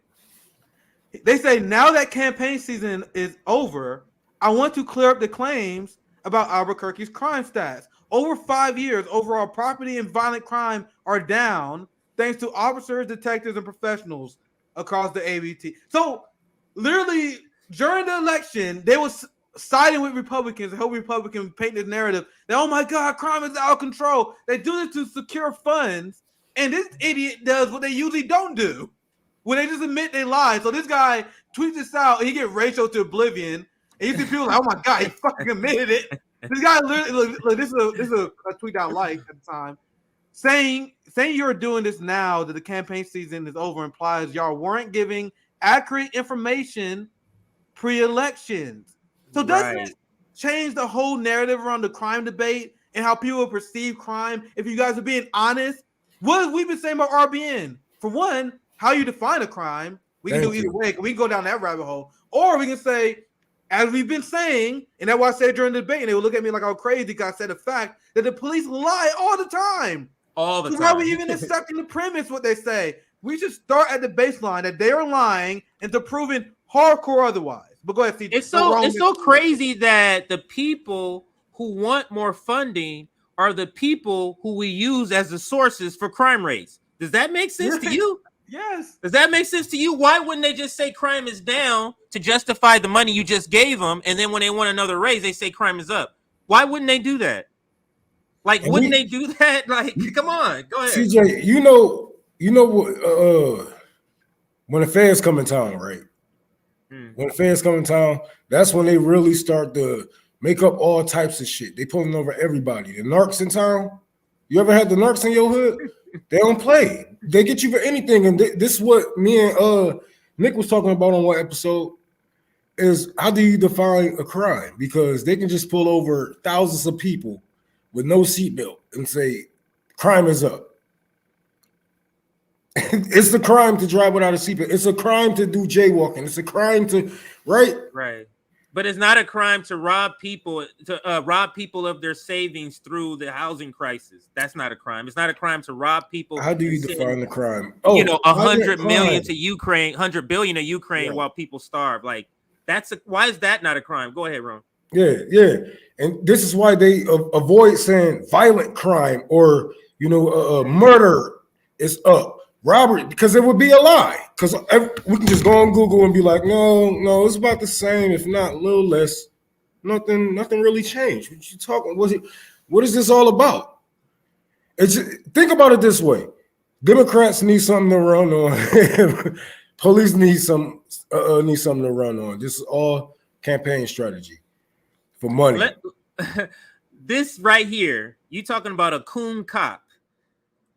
So, Nick, when you said earlier how they were crybabies about police, I'll be right back. Remember, guys, black cops are the worst. They got something to prove. Yes, I was just getting to that. I said it so many times.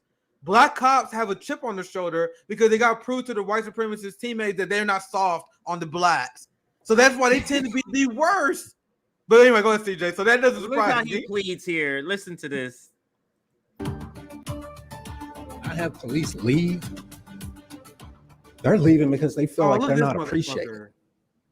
It's time to stop all this nonsense and realize that you've got a different community here and start appreciating what your police do for you. What? He damn near crying. Hold on. I got to. I was just doing. Holy shit. He damn near crying. If you don't hear his voice shakes in the beginning. Oh my God. Oh my God. I have police leave. Oh my God. They're leaving because they feel like they're not appreciated. It's time to stop all this nonsense and realize that you've got a different community here and start appreciating what your police do for you. That was Lexington Police Chief Lawrence Weathers. So exactly. Furious. This is the Malcolm. I'm gonna find this shit. Hold on, I'm gonna find this shit because this shit was going everywhere. God, this is literally the field Negro. I'm about to pull. This is literally the field Negro. This man is. Remember what Malcolm X said? The field Negro cares more than the master does. He cares more than the master does. Yeah, he like we sick, master. When the master sick, you know what like I'm talking about? we sick, master. I gotta find that Rome video. got to see the face. Rome, I'm gonna play this again. You got to see this guy. That's this. so crazy. Oh my God, this guy is ridiculous. He damn near crying. He literally is about to cry. I have police leave. They're leaving because they feel like they're not appreciated. It's time to stop all this nonsense and realize that you've got a different community here and start appreciating what your police do for you. That was Lexington Police. Hold on, Keisha Cole. I know you feel unappreciated right now, but I got a good reason. Oh my God. You want to know what you remind me of? I'm sorry, this is funny. This is super funny. So I'm gonna show you guys this video. This is what that remind me of. Oh God, that's hilarious. Oh, Jeffrey. Love white folks. White folks have been good to niggers. February, Black History Month. Come on now. I know they giving everybody. Is sound working? But we gonna get off. Yeah, no, I can hear it. That's Godfrey. Right, we get charged. My girlfriend white. Lord have mercy. I'm gonna tell you that right now. Woo. We get a little soft shoe for all the good that America done for the Negro. Let me show you. White folks ain't that bad. That's what that video remind me of. That's the first thing I thought of. I'm sorry. That's him. He almost sound like him too. Yeah, he looked like him too almost. White people looking like, why are y'all laughing at this? This shit is hilarious to us. This is some hilarious ass. These people, these coons really sold us groveling like this. Go ahead, Rome. I'm just saying, like, they really sold our people out, and this is why, like, we really got to watch who we put around each other and whatnot, who we around, because man, it's people like this all around. They sell out their community, and he mad that people don't appreciate him for that. I don't look at a man when I see a black man in a cop uniform. Not at all. all. I see a fucking sellout. I see somebody that was too weak to stand on his own ideologies. That's what the fuck I see. I don't see nothing but a robot that was trained to kill. That's all I see. So if you're not appreciated, if you don't feel appreciated, Think about that. But appreciate me, bitch. Appreciate me. I wish I can find Yo, the. I play wish I this. can find, Yeah, let's play this. I wish I can find the Malcolm X video, but it's a good scene though. A strong leader will do more for his community and keep that community twice as safe as any police department. One leader will keep that community twice as safe and fed than any police. Go ahead, play the video, man. But fuck the police. This is that cop in a nutshell, and I can't. I wish I just found this real quick. I wish I can find the Malcolm X one, but Denzel acted out pretty well here. Same message. Next to his master in the big house, either in the basement or up in the attic. He dressed pretty good. He ate pretty good. What the master left him. He loved his master. I say he loved his master better than the master loved himself. If the master said, we got a nice house here, he said, yeah, boss, we got a nice house here. Master's house caught on fire, the house Negro would be the one who run to put the blaze out. If the master got sick, he said, what's the matter, boss? We sick? We sick. You see, this is the thinking of the house Negro. Now, if another slave came up to him and said, let's run away, let's separate, let's get away from this cruel master. He said, why? What's better than what we got here? Run away. I'm not going anywhere. This is the house Negro. In those days, we call him the house nigger. And that's what we call him today because we still got to. So once again, that's Denzel acting it out, but the same content. But yeah, that's literally on point. Same words, yeah. Yeah, that's literally play the video of the cop again. That's literally what the cop did. He cared more about the master house than the master does. This man is literally emotional. He might be a good actor. There's a good chance that dude. That's why I thought about this. Yeah, maybe throwing it in for master, maybe throwing it in, but still, even still. All right, so I'm gonna let it play a little bit because it is more to the story. It is more to the story. It's more to the story here, but let's listen. I have police leave. They're leaving because they feel like they're not appreciated. It's time to stop all this nonsense and realize that you've got a different community here and start appreciating what your police do for you. That was Lexington Police Chief Lawrence Weathers exactly 10 days ago. Police departments across the country have been struggling to keep their numbers up as record numbers of cops are seeking early retirement or simply leaving the force. Lexington has lost 240 officers because of it since 2020. Since Chief Weathers talked a lot about appreciation, we wanted to find out how this community feels about the police. In-depth reporter Christiana Ford joins us now with the results of her anonymous survey. Now, if you think this is not a puff piece, I don't even need to go. If you think they came over here to tell you some real shit about what's like the real shit, they didn't, so I don't even need to play that. But now, Nick, let's get to this. Nick and Rome. Let's get to this. Go ahead, Rome. You can talk. No. I just want to fucking mirror Nick. Why aren't you guys feeling appreciated? What happened? Was it like a civil rights movement? Is something going on? I don't know. What happened? I was asleep for the last 2-3 years. Remind me why the police is being. Why the people are being woken up about what the police actually does, and how much money goes to these people that don't need to be. They're basically washing our tax dollars through these corrupt motherfuckers. Come in your neighborhood and beat your daddy up, take them away, beat on your mom, take your kids. I always see people saying it, make it happen, be the change you want to see. That video clip, I'm sorry, CJ, I kind of hijacked it because that shit was so funny. That shit definitely should be a meme. That shit should be that cop cry. That's so funny. But anyway, go ahead. Man, that was hilarious. I see A1 in the comments. I don't know if you see it. They was like, that shit should be a meme, CJ. That fucking cop is so outrageous. But anyway, go ahead. Just that 10 seconds, whatever, 3 seconds. But this is the final video. This one is where they kind of go in depth. And I know we're gonna be stopping this a lot. We're not gonna watch the whole thing because it's too long. But in the first 5 minutes, they say a bunch of shit. It's just ridiculous. And notice the framing is never what they did to get the backlash. It's just somehow people are just upset. So let's listen. The title of this is Police Chief. This is the police chief of this city. And they're talking about the scrutiny and the conflict and how it's making it basically defund the police is making it tough. Let me see if it shows the name. I don't. Oh yeah, this is yours, Nick. This is yours. This is Kansas City Police Chief Richard. Hey guys, Smith. we turned up. That's why they talking shit, bro. We had we was at the park and they tear gassed us because I told you we had a city full of shit talkers, and there was people that was telling the cops exactly how we feel. I still remember there was this, for example, there was like this Latina. And there was like this group that we did protesters, the young Latina protester. They were in her face like, "You're a fucking sellout, piece of shit. How can you sleep at night? You sold out our community. You fucking sellout, bitch." I was like, "Damn, some black motherfucker guys." So these cops are getting told to their face, especially in Kansas City.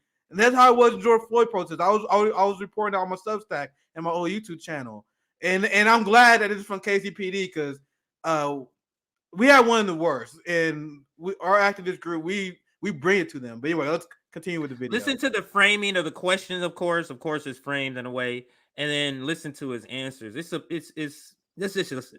So I know 2020 and 2021 were among the deadliest years in Kansas City when it comes to violent crime, just like in many other cities across the country. How do you explain that? Well, Is it your I can't fault? explain it.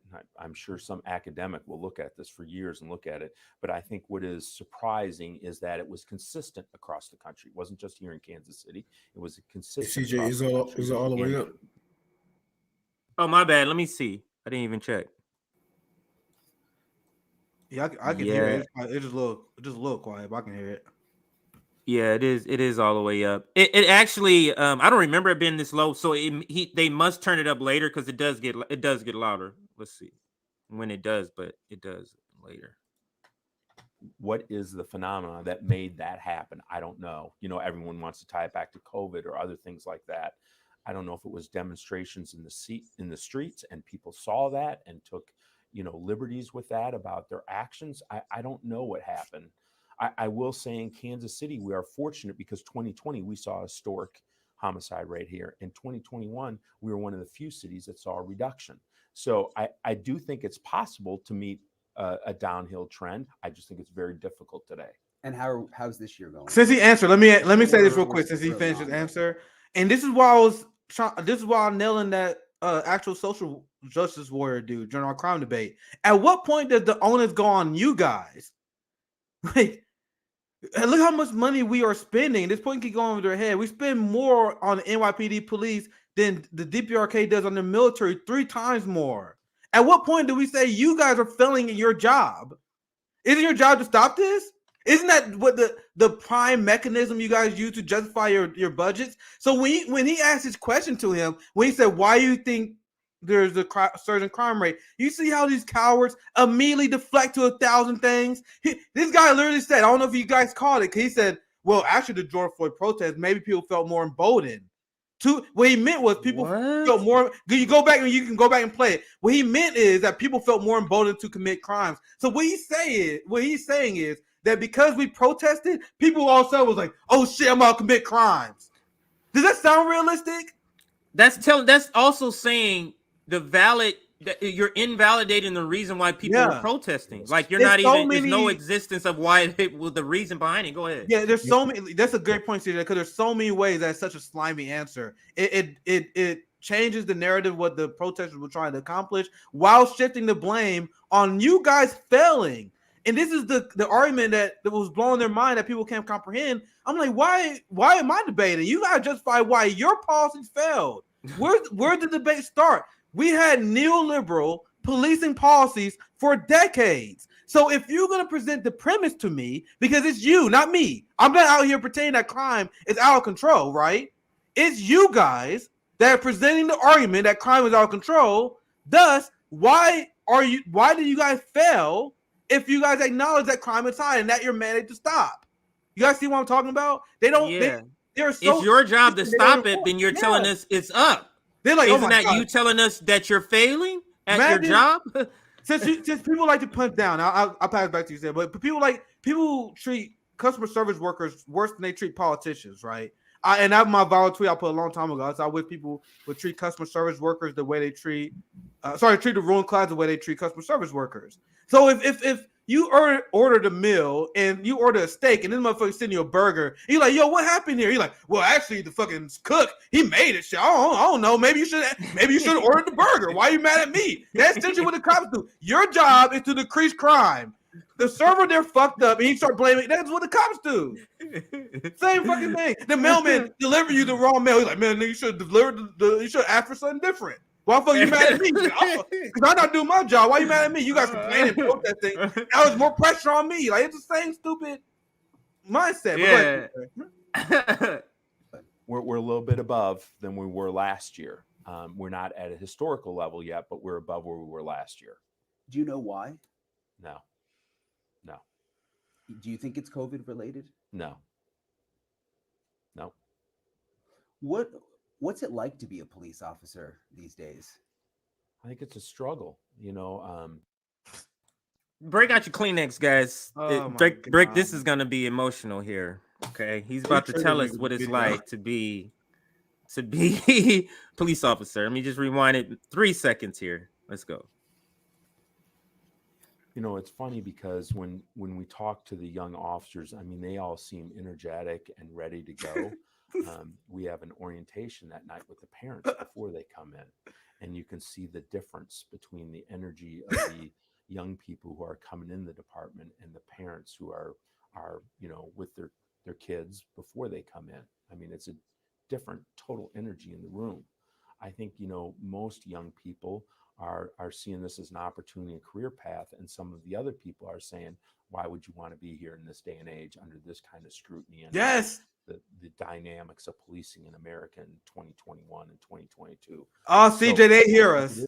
What is he talking about when he describes that? He's not explicitly saying it, but what do you think he's talking about, Nick and Rome, when the way he's describing it? Why would you want to be a pig in today's age? And this is what we're being called pigs to our faces instead of being called heroes. Go ahead. This is such a great receipt, CJ. This guy literally just described what I did a whole breakdown on earlier. Remember I told you guys how cops, they used to being praised. Now people are being critical. Now that we have a critical analysis of the police and what they actually do, they serve capital. So now, remember, our job is to put public pressure. Now, new cops, we look at you like, why the fuck you want to be a cop? 20 years ago, your kids say you want to be a cop. Like, oh my God, the honorable Jimmy want to protect the service community. That was how a lot of people felt. Not the black, that's how a lot of people felt though. But now that illusion is dead. Even if you are a Blue Lives Matter person, even you're not sipping the Kool-Aid that much, right? You know what they're doing. Everyone knows, and they know there's a shame that comes with that. Oh, you don't want to help people? You want to be a cop? You have all the career fields you can choose. You want to be the fucking enforcer of capitalism in this violent state. That's what you want to do. So, and I'll pass it to you guys after this thought. Remember what he said. Young police officers, they come in enthusiastic. Then they lose their enthusiasm. Why? Because for one, a lot of people watch Rush Hour, they play Call of Duty, and they think that they're going to be doing something that's completely different than what they do. And then they realize, oh shit, I am literally just imposing regressive fines and fees on the working class 80% of my time. And people know it. Anyway, go ahead, CJ. This video is glorious. I love this. This is a glorious video. Levels for someone to choose this profession as they come in. And just rewind it because I know it's low. Go ahead, Rome, if you want to speak. Go ahead. Go ahead. It's funny how he gonna ask us, man. How does it feel to be, nigga? Let me tell you how I feel being a black man in front of a police officer with their lights on, motherfucker. That shit is horrifying. This might be my last day. Sometimes I freeze. I can't even record. I'm like, God damn. Do I even got my license? Do I have a license? What's my name? Yeah, bro. It's just terrifying, bro. I want to read this comment for you. This is a great comment for Chip, a base comment. A great part to analyze on this. He said people are also being critical of cannabis legalization. And this is a great point, showing these pigs knowingly locked up friends and neighbors for weed. Now, guys, that's a great point that I didn't emphasize earlier. People was less critical of the police because people bought into the drug war. But now that a lot of people know the drug war was a lie to promote big pharma and increase the prison industrial complex, now they're looking at the police like, bro, you willingly locked up non-violent stoners and you're not ashamed? So that's a great point. I'm piggybacking on this comment. Because now people think about all the people who I know people who've been institutionalized, been criminalized because they have weed, and now we know that's bullshit. So of course there's gonna be resentment against the people who enforce that, right? So that's a great point. I didn't even consider that, but that is a great point. Go ahead, CJ. Absolutely. All right. So now I'll play the video. And under the dynamics of policing in America in 2021 and 2022. So I think it is difficult on many levels for someone to choose this profession as they come in. And you've been with Kansas City Police 34 years. Would you say this is the most difficult time? Well, I look at it from a different perspective. I've been through highs and lows. I've been through Rodney King incidents. I've been through, other challenges, 9/11 and policing and what has happened and how it's evolved through my career here. So I see everything as hills and valleys, and we'll get through it, right? Just like I see it here. The most difficult time, I would say this is probably the time policing has drawn the most attention. Those other things had grilly things, but this seems to have a bigger effect on the hiring, retention, things like that, I would say is a proper frame of that. Because you mentioned the highs and the lows, I think back to like 9/11, that was a time when people really were loving first responders. Patriotic. Does this feel like a normal low? Now the people ain't propagandized. The people ain't propagandized as they used to when we was at war. Even though we still at war to this day, the people ain't propagandized to lick our boots like they did when 9/11 happened. They are sick, man, and they don't like. These people don't see us as humans. They can't see us as humans. There's no way. Yeah. They're using tragedies and shit like that, but it's funny how they never use tragedies like George Floyd, Breonna Taylor, and all of these people that have died from the hands of the police that has caused uproar, not only here in America, but around the world. So I want to address something that they said, and I want to actually say that they're true, but not for the wrong reason. You know how these guys say, oh, these cops, we're just patriotic. Because that's true to a degree, but not in the right way that's good. They are loyal to the state, and they're there to protect the state from the people. So they do have a sense of patriotism. This is why these people are problematic, and they can never really join worker class movement, because they see the flag, they see uniforms, they see our institutions, and they say, I am patriotic because I want to defend those at all costs, even when they no longer serve their mandate. Are we clear? When these institutions turn against the people to the point where people will protest them, we will side with the institutions. Thus, I'm a patriot. I stand with the flag. I am protecting the institutions, and I'm keeping the streets clean from the people that we steal the rights. We are violent towards them. They are protectors of this imperial capitalist system. So when he says he's patriotic, that is not any way in a good way, at all. But they just open about it because once again, CJ, they're not talking to us. They're not. we talk about this all the time, and this theme is consistent every time we play these videos. This conversation, they are not talking to us. They talking to the afraid white boomers. Like, yes, we are patriotic. We're protecting this institution from those radical socialists, from them radical workers, from them black and indigenous people that want to disrupt our money. That is what that is what they're saying. They be saying the open part out loud, but people don't realize they're not talking to us. But go ahead, CJ. Or does it feel different? It did feel different. Now I think things are getting better. When in 2020, a man 2020, when things happened, I looked across the country and looked at how it was happening city after city, and looking at that based on the one incident in Minneapolis and how people were viewing policing across the country. He's saying based on one incident, Nick, they're saving kittens from trees and walking grandmas across crosswalks. This is just one murder. This is just one public murder. What's the problem?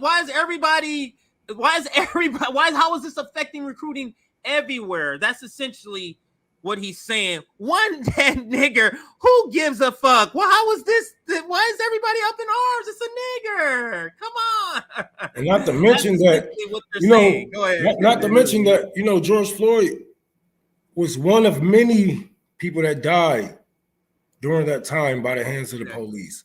That, I hate to say it, but he overshadowed a lot of deaths. But this is how the media treat certain lives when they're trying to make money off of it. You see it, they passed a George Floyd Act. They tried to, I don't know if it passed or not, but in the bill, they was going to give the police more money in the George Floyd Act. Like, this is people sick, man. That's what this interview is essentially about. He's asking that they're going to need more money. That's all it's about. That's all it's about, because okay, we give them more money. They can't justify the crime rate. They can't justify the crimes not being solved. And they're saying, oh, it's you guys' fault. It's the public fault. It's the people not snitching on their neighbors. It's everybody but us. We're doing the best that we can. Nigga, if you actually did your job, it's not that hard. If you was actually in tune with the neighborhood, if you actually had a connection with the neighborhood, if the people trust you, not the, you know what I'm saying, lock their people up in these systems that's going to use them for prison labor, then yeah, maybe you will have a better chance of being a police officer. The people will trust you, but you guys, we don't know you. You're a new face. Some of these police officers come here, first 2 years, locked up 20 niggas. And they think that we don't see that they have an agenda. You're not from here. How you know all these criminals? I don't even know all these damn criminals. But they make criminals. And this is why we are the most incarcerated, but damn near the least convicted on things, because they can't get nothing out of us but that prison labor. And then when we get a good enough lawyer, they like, all right, let this nigga out. Bail reform is another thing they're upset about. I think he mentions it later, but let's listen to maybe 2 more minutes, because I'm waiting for the gem. He hasn't said it yet. The one that's gonna get this, that's kind of set this fire, this discussion a little bit more. And I saw a lot of things, and I think there's been some work done on both the police and the community side, and some more understanding. And now I see things coming out of that valley, and things starting to get better, where relationships starting to build, discussions starting to have. And I guess to your point about COVID, I see a little bit of that, because in May of 2020, that was the one thing that happened, was we didn't have those interactions that normally we would, hey, let's get 500 people in a community meeting, let's hash some of this out. And there was none of that. So I would say, as we come out of this COVID and we're having those abilities to have those discussions, I do think that's helping us and helping policing as a profession as a whole. People will be able to have the face-to-face. Correct. You mentioned, some police officers will say, gosh, is it even worth it anymore to do this? Everything I do is so scrutinized. Yes. What do you say to those officers when they bring that to you? I mean, it's difficult. I mean, you think about living your life on a body camera and making calls and people reviewing all that and judging everything. Living your life on the body camera. Bitch, Detroit is green lit. Do y'all know what green lit means? You know what the green light means? Your whole community is watched by the uppers, by Big Brother, literally. And they heard. They, in the video that you just put up a couple of minutes ago, they was talking about how they're going to put up license plate readers and et cetera, et cetera. But now they can't take the heat. You can't walk with a body camera on you. You can't live your life under a body camera. Welcome to my life, motherfucker. Why, if you're a person being paid by the taxpayer, why would you have a problem if the taxpayers say, I want to see what the fuck you're doing while I'm paying you? Amazon does it. Doesn't Amazon follow their employees and have a freaking GPS on them? Go ahead, Nick. And one thing I would notice, and notice how this reporter, no critical questions, just going along with it. And people think we are not the most propagandized country. People think this is not state media. He's just going along with everything, no critical thought on anything that he says. Like, this there's is, no hey, well, how is this not disturbing to watch? Like, this is disturbing. Like, people will see media in Russia and trying to be, oh my god, they got state media. No, this is the worst. This put anything to shame. Have you guys seen this 4 minutes with this guy, this bootlicker, just nodding along with everything he say, no critical questions at all? And people, how about he says, How about he says, well, do you think, how people look the police has anything to do with, 600 mass shootings, all these killings they've done? I'm talking about 600 mass shootings, not involving all police, but that's not what I'm talking about, but that's connected. But also all of these killings, these upticks, you're going to say, oh, well, it wasn't just George Floyd. It was Breonna Joy Taylor. It was Sandra, but it's all these other people. That's what this reporter should be doing. Yeah, Let's not. Go ahead, Ron. Well, let's not leave out the other shooters, the mass shooters, because we are having a mass shooting problem because they feel like the police are on their side. And if I was in that mindset, I would too. When I see other mass shooters being taken to Burger King, when I see other mass shooters can shoot up a whole grocery store or a whole facility and get walked out that motherfucker alive by the same cops who will bust either one of you niggas' heads the fuck open if you was to ever question their authority. Right? Yeah. This is why we are having shooting problems. The police. They don't protect anything. If anything, the FBI and the police are making these problems worse. They are creating these people. They are creating these shooters. From the people in the hood, from the people in the burbs. They are the problem. Yeah. There's too much. I'll stop it there. It's too, it's like literally, Nick, I would go over it because I'm sure you probably want to do a segment in some of the stuff because that's your police chief. That this guy is, and this is new. This is not an old video too. So check it out for those that want to check it out. KC Police Department. It's a long interview that they do. It's like 20 minutes long. Check it out. I'll pass it to you, Nick. You were gonna say something? Yeah, this is the last story, the Israel story. I definitely want to do a segment on this. This is like a follow-up of an ongoing theme that we had. But CJ, if you want to do a light check, let me do. And then we that way. Yeah, while you get that set up. Yeah. So let's do a short little break in between segments right here. If you see any comments too, because there's a lot of comments for this last segment. So let's throw them up if you can throw them up. Also, like the stream. We're at 511 likes. That's awesome. Let's see if we can push 40 more likes. Let's get to 550. Lots of brand new people watching, haven't liked yet. So let's get to 550, 40 more people. Also, last time I'm going to mention it, let's join the Substack if you haven't.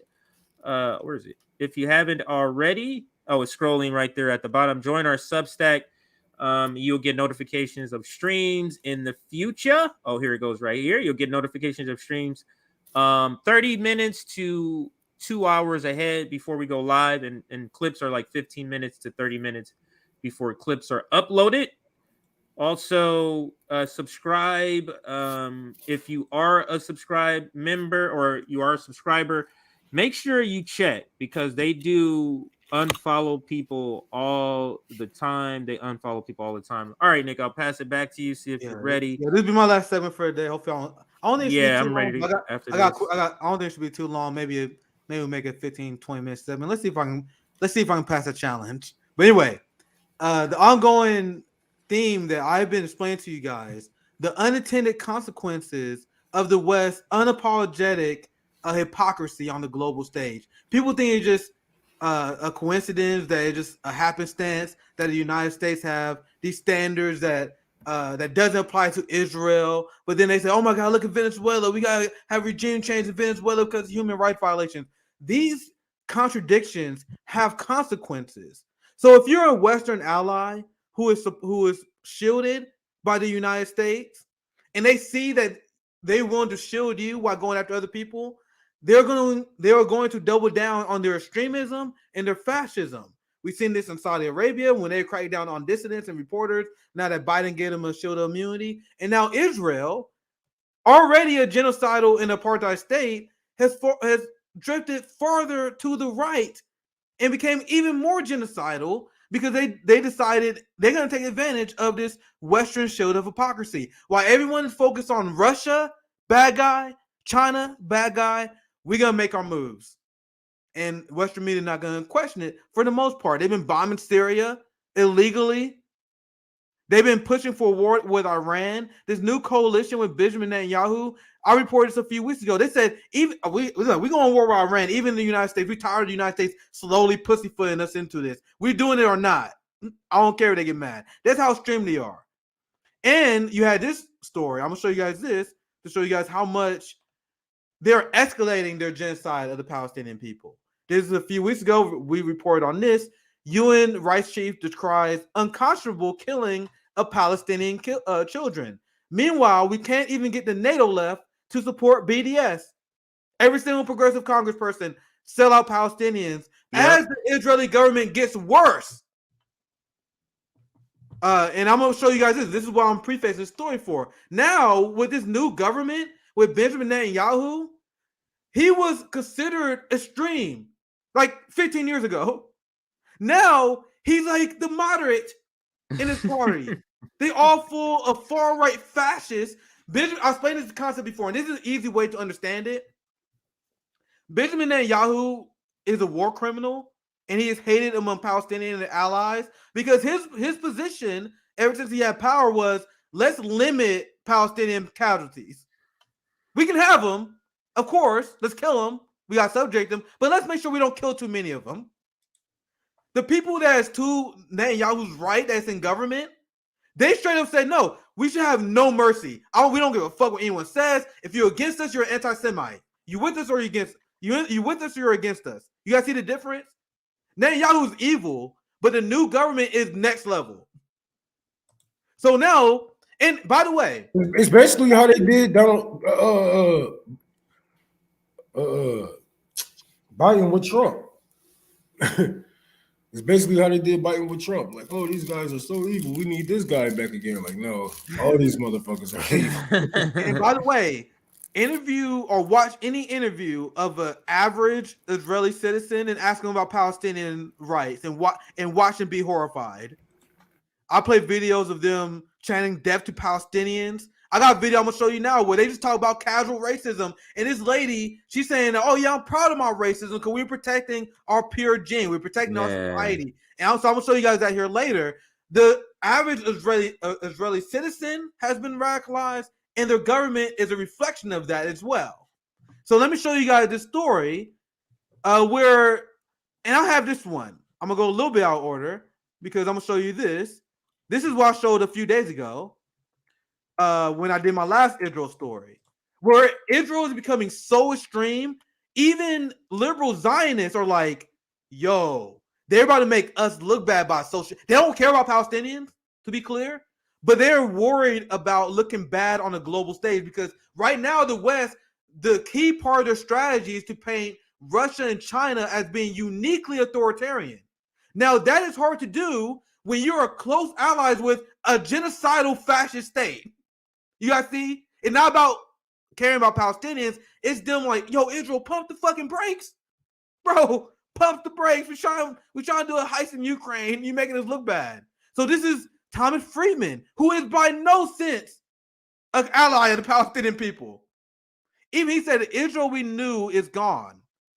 And he mourns Netanyahu's return, the far right rise. And he explained, this is some of the article I already covered. He essentially said, imagine you woke up in 2024 and Donald Trump being elected. You had Rudy Giuliani as Attorney General, Michael Flynn as Defense Secretary, Steve Bannon, Commerce Secretary, the Proud Boys leader as Homeland Security head, Marjorie Taylor Greene, White. He like, imagine that. That's what happened to Israel.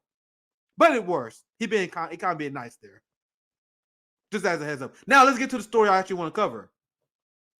Where another example of people who are not even necessarily radical saying, yo, the Israeli government straight up abandoned the two-state solution. They don't even pretend to uphold it anymore. Here's the headline.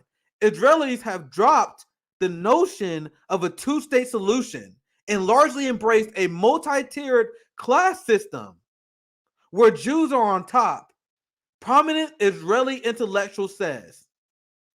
So they are not radicals. These are people just observing Israel.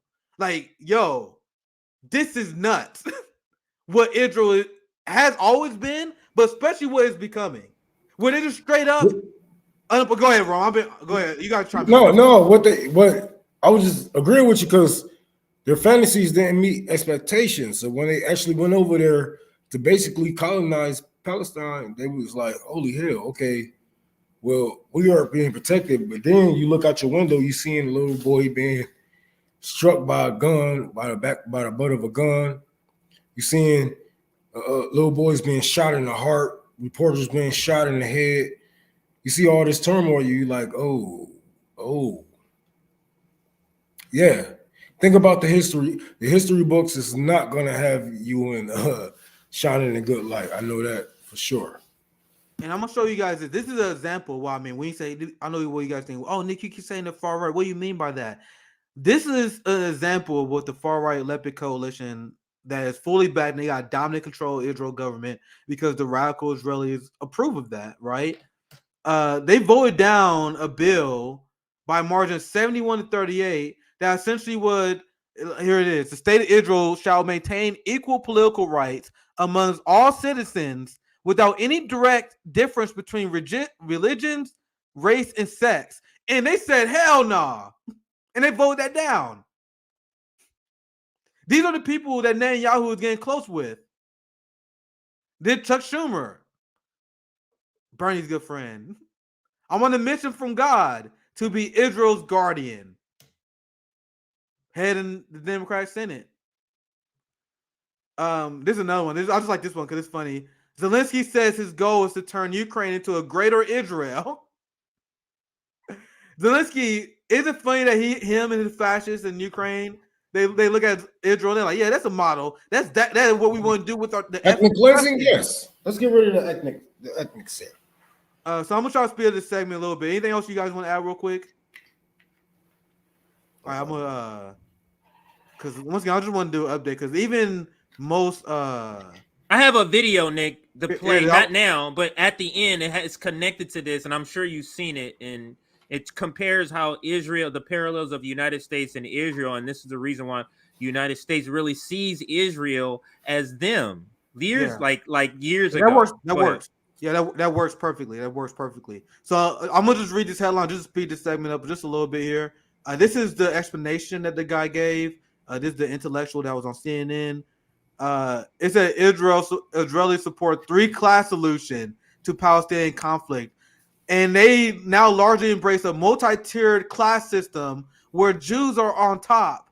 Meanwhile, if you said Israel is an apartheid state, you have the ADL and a lot of their fucking sycophants that will call you anti-Semitic. Remember, we had Palestinian Community Network on here, and they said, hey, Nick, you kind of sound like a moderate to me calling it apartheid. I'm like, damn. They're like, call it genocidal. I'm like, I thought I was being radical. But it's good to hear that, though, right? Because once again, I listen to Palestinians on that issue the same way I listen to indigenous people on their issues, and the way I expect people to listen to us, black leftists, on black issues, right? Right. I'm pretty consistent on that.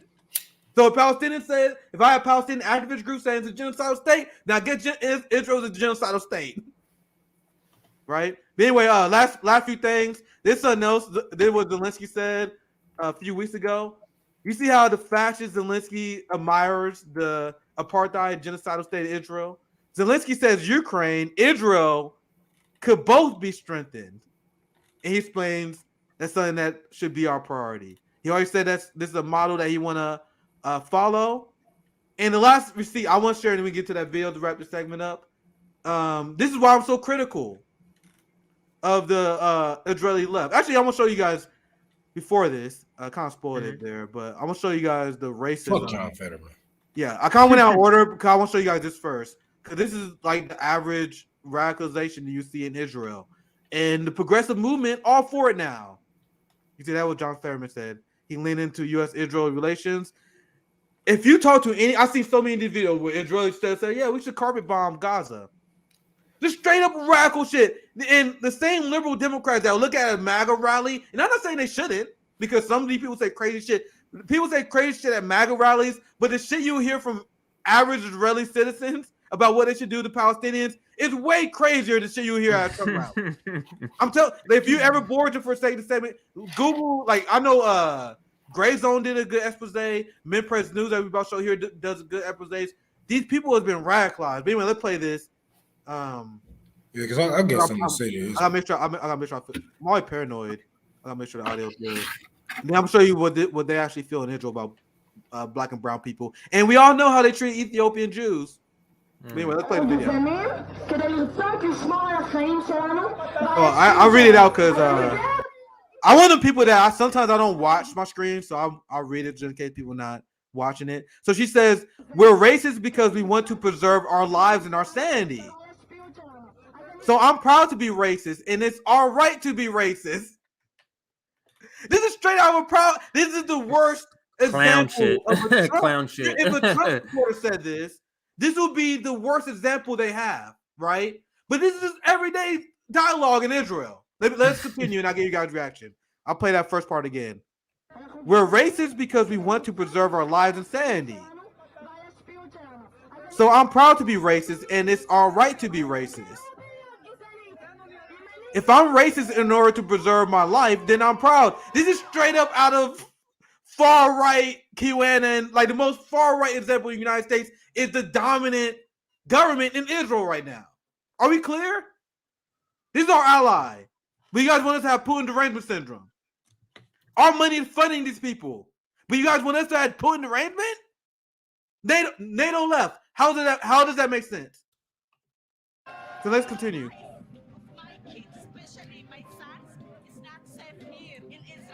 So she's speaking English, but I know it's kind of low. So she says, hey, I'll turn it up for her part because she's speaking English there. She says, my life, she's not, they don't say it, they're safe. My kids, especially my sons, is not safe here in Israel. These people are demanding the Sudanese. But go ahead, Ron. To all white people, anybody who feel like this, the only people who's killing your people is your people. That is a fact. That are stats. The only people that's killing my people is my people overall. The only people that's killing your people is your people overall. If you feel like white people are dying, it's the fault of white people. If you feel like your race is dying out, it's because white people are killing your race, not us. Black and brown people don't have the nukes that you was afraid of. You know what I'm saying? That you were scared of to believe in it. We don't have the power to go out and police your neighborhoods and beat your kids to a pulp. We don't have the power. We don't have that government control. Black or brown people. So all you whites who feel like, hey, I have to be racist to keep this pure. Look, the only motherfuckers who ain't keeping it pure is your motherfucking people. So check at home before you come outside yelling off your goddamn porch about some dumbass shit like that. White people is killing white people. 81, what is it? 85% of the time here in America, think about it across the world.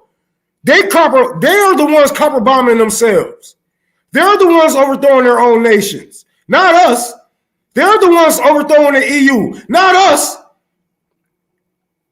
Y'all killing your own motherfucking kind. It ain't our motherfucking fault. But you know what? If more people like you was to die, then that would make me a happier man. Because you're a motherfucking idiot. Because you are pure idiocy. You're nothing but pure ignorance. That's what your pure is. Because we all know that we all come from one, but if we want to play the race game, well, bitch, we can play the race game. I know black people kill black people, but how many white people kill white people across the board? Now shut the fuck up and take your racist ass back in the house and stop drinking the wine before 12 o'clock, nigga. But you guys see, they literally straight up unapologetically racist towards Ethiopian Jews. Some said they should go home, they should deport them. Yeah, the one cop there, I was just playing in the background, saying that, yeah, of course we're suspicious of them. We're going to profile them. So remember what I said earlier in the stream. The axis of evil is the United States, the UK, Ukraine, and Israel now. Guess who voted to reject lifting the Cuban embargo? The United States and Israel. Coincidence? The two votes to abstain was Bolsonaro's Brazil and Zelensky's Ukraine. But you guys wonder why RBN don't have Putin derangement syndrome? Our enemy is right in front of our face. but y'all worry about people across the ocean. It's our country and our allies. But CJ, I'm done with my segment. You can add you can go to video if you want. Yeah, let's. So Yeah, it's a pretty base video. So let's play it for this segment. So when you cut it, just make sure you cut this video into. It's from YouTube. I'm sorry, from Twitter. We'll play like 2 minutes. Great video. Let's listen. Israel is the victor. It is a pioneer, an innovator. It took a land without a people and made it blossom at the hands of a people without a land. Israel is necessary. Israel is a haven. It is moral. It is a democracy. Israel is America. Israel occupies, no pun intended, a unique position in the American news media landscape. So if you follow what she was saying, all those things are obviously wrong. Israel's a victor, Right. Israel is a democracy, but Israel is the United States because the United States are not any of those things either. And that's the point, the parallel that she makes in the video. I love the way she does it. Like I said, let's listen to a couple minutes. Israel is the victor. It is a pioneer, an innovator. It took a land without a people and made it blossom at the hands of a people without a land. Israel is necessary. Israel is a haven. It is moral. It is a democracy. Israel is America. Israel occupies, no pun intended, a unique position in the American news media landscape, in its political landscape, and, more than anywhere else, in the American consciousness and imagination. So let me be clear about what I believe. I stand with Israel because of our shared values, which are so fundamental to the founding of both our nations. Advocacy itself. Pause this. Pause, She just bro. said the whole thing right there. Because she look, just said the whole thing right there. Go ahead. Look how we did our natives of this country, and look how Israel is doing the Palestinians, the natives of that country, the people of that land. You know, this is why they share so much, because this is their second home. And I'm telling you guys, me and my mother used to always have conversations about where are the rich are going to run if the oppressed is going to rise, right? And we always talk about it got to be somebody that's just like them, where they got power at, et cetera, et cetera. I can see them running to somewhere like this. I can see them running to, a couple of countries that they have colonized. But Israel, that they say, I don't say it's a real state, but whatever. I think this will be a great place for them to run and really cause havoc on these people, on the native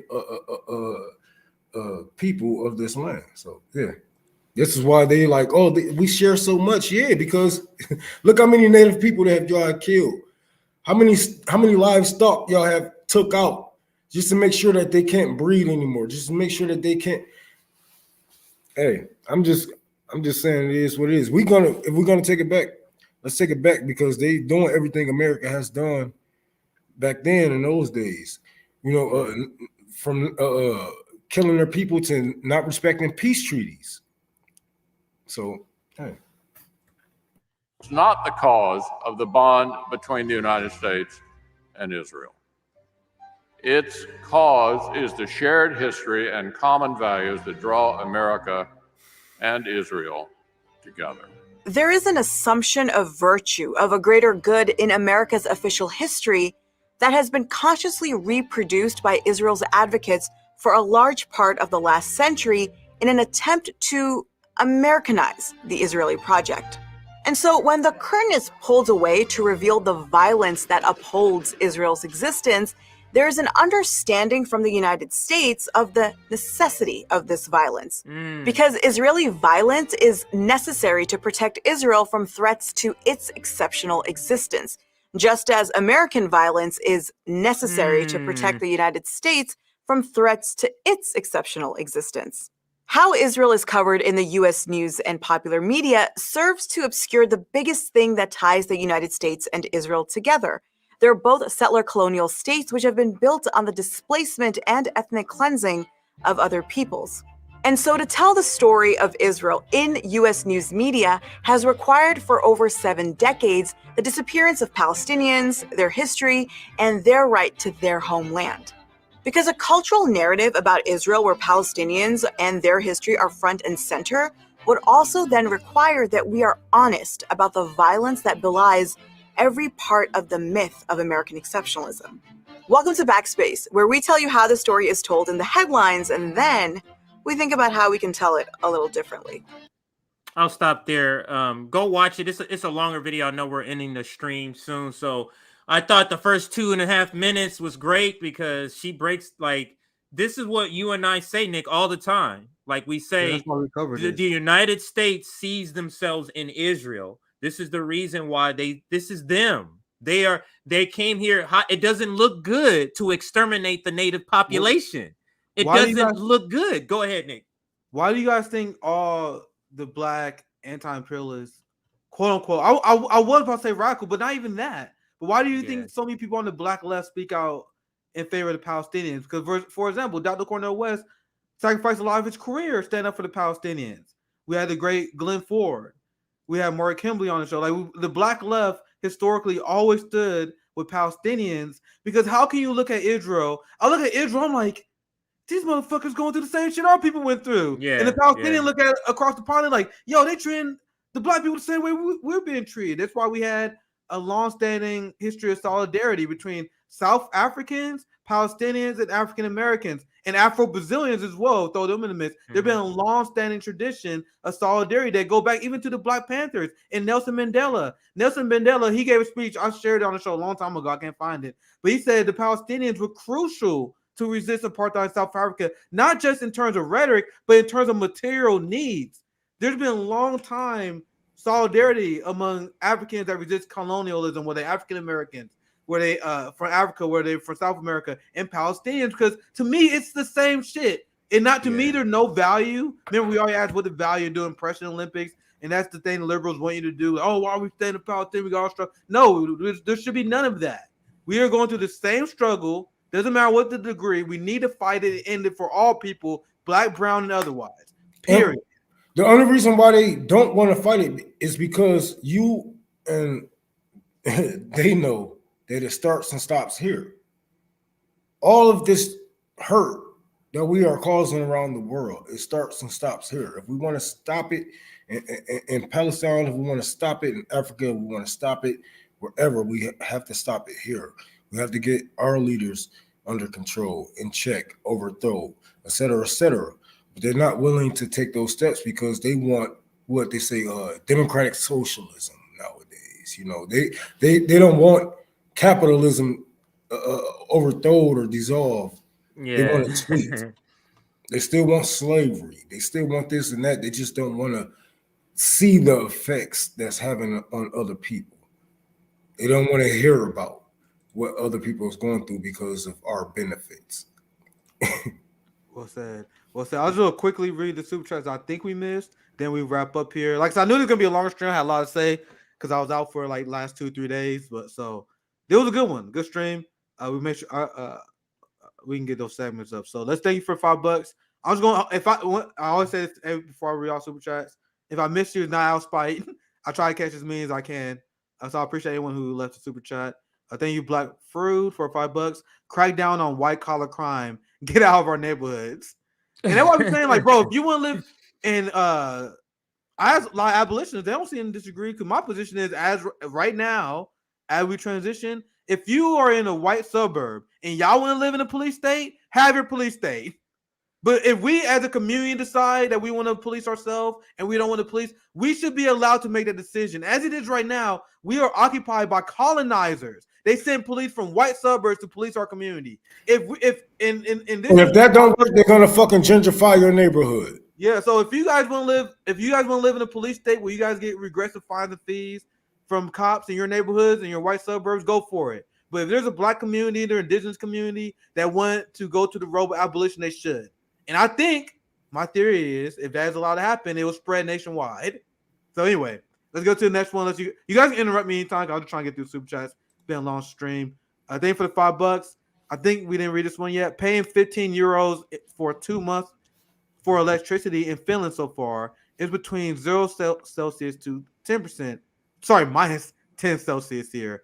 I expect the bill to spike as it gets cold. Make sure you paying take care of 15 euros for 2 months for electricity in Finland. So What is that's a 15 lot. euros? That's a lot. Like that's a lot to pay in euros. That is a lot. Yeah, I think that's a lot of super chat we didn't get to. So I have nothing. Once I got a few guests I'm working on for next week. I want to bring back our usual friends of the show. So make sure you guys sub and subscribe. Had a lot of shit going on recently. Like you guys see the box behind me. I officially moved my brother in. So we see what my schedule look like. Things been crazy, but I'm gonna get back to it next week. And you're moving tomorrow, right? You're moving fam tomorrow. That's what I was about to move today, but they rescheduled it because we got some more help. Thank God. You moving? No, my aunt is moving, and it's about to suck. I moved my sister and my other friend this year, but they like my age, right? My aunt is a boomer that has a ton of shit. Like these boomers. It's about to suck, man. It's about to be one of them all day things. And my brother works too, so we were scrambling. Look how we've got some homies that are gonna help us. It's gonna suck, man. So look, I was able to do a show today. I'm actually be back down there pretty soon, and CJ, I'm gonna be back in California. Actually, in a couple months. Oakland. I'll be up in Oakland, California, in a couple months. I'm looking at February, March, early March at the latest, and I'll be back at Kansas for sure because I like neighborhood. I think it can become a real stronghold. Like I think. Yeah, I got a lot of ideas I'm working on. Yeah, like I want to form an anti-war coalition here because people keep saying we're the anti-war protesters. Like shit, what if I start one here? But we all know I'm brainstorming out loud. But we got a lot of plans this year, guys. We've been through a lot this year. I had to lick my wounds a few times, but we got a lot planned this year. So I appreciate the support. I hope you guys can throw a few bucks on Patreon to continue to help us do these shows as well. But CJ, that's all I have. I do guest announcements coming soon. I got a few people I'm working on. I had to reschedule for a few reasons. I had another guest to reschedule. So next week expect a lot of guests. Like we had Mark Kimberly on Monday. And I had Kid on the Saturday before. So I got a lot more people lined up. So a lot of great content coming our way soon. Yeah. I'm just gonna do a couple of announcements. I don't know if you know, Nick and Rome know, but there is an event from the Palestinian Community Network. So that's on the 29th. Make sure you show solidarity with this event. It's 5 actions. You can check it out on Twitter. It's the U.S. Palestinian Community Network. It's Tuesday the 29th. And it's just show you step by step how you can help to participate. You're just showing solidarity. Put your flag up if you have a Palestinian flag or anything that shows support. Wear a kafufik. I always say that wrong. To show your resistance, and it's different steps. They, just to show your resistance. Retweet this if you can. Show your solidarity with the Palestinians. That's very, very, very important to do, especially at this time where people with the World Cup, people are showing their solidarity. The other thing is, don't forget, RBN has a labor and equipment fundraiser going on. We're trying to raise money. Nick, go ahead. So Nick and I and Rome, we want to continue to work in the as a citizen journalist. We do need the equipment, the cameras, the sound, possibly paying somebody to help us on scenes, and also we're raising to pay to get staff and pay them adequately. So if you're able to contribute, Cash App is Mutual Aid Forever. Venmo is Forever Mutual Aid. Rome, anything for Tour for the Poor you want to shout out before we end the stream? Oh shit! I'm gonna be in Flint in a couple of days, so y'all can donate anything y'all can to Tour for the Poor. We're gonna be handing out. Hopefully, I can get the purifiers. I'm trying to get my boy to get a lick on them motherfuckers. Y'all don't understand how much purifiers actually are. Like, if I was to. It's a lot of fucking money. So I'm trying to get a deal. If the deal don't go through, then fuck. All the people gonna get is bottled water. I'm trying my best to get these purifiers. But for right now, I'm working with what I got. I should be out there hopefully next week. I'm working on a U-Haul. And we're gonna go straight up to Sam's Club. My auntie work at Sam's Club. They're gonna hold some water for me because they're not gonna have enough to basically halfway fill the truck how I want it. So they're gonna hold a couple of abundance for me. I'm gonna buy them Then when those bundles come in, I'm gonna buy those also. And then when I come through with the truck, that way we're gonna come out all in one day, all in one swoop, and just get it all over with, all in one day. Come back home, because I got a lot going back. I got a lot going on here, and then I get it build the library, and I got to be back out in California, Kansas, Boston. So it's a lot going on right now. But my main focus this winter is going to be the library. So it's going to be, hopefully I get it together before this summer. That's what that's my goal. That's awesome. All right, everybody, we're going to be heading out. We got a closeout video. We'll probably just finish up the video we were already watching. This is a pretty base video here. Support us by liking this, retweet or post this anywhere, wherever social media you're at. Subscribe to us, join our Substack, share our videos. That's how you can support, if you're able to financially support, Patreon is the best way. Send us $2 a month, $3 a month, $5 a month, whatever you can contribute. So let's finish with the video. And Rome, I shall see you next time, sir. I'm going to check out. So see everybody. Have a great rest of your weekend. Where is it? American exceptionalism. Welcome to Backspace, where we tell you how the story is told in the headlines, and then we think about how we can tell it a little differently.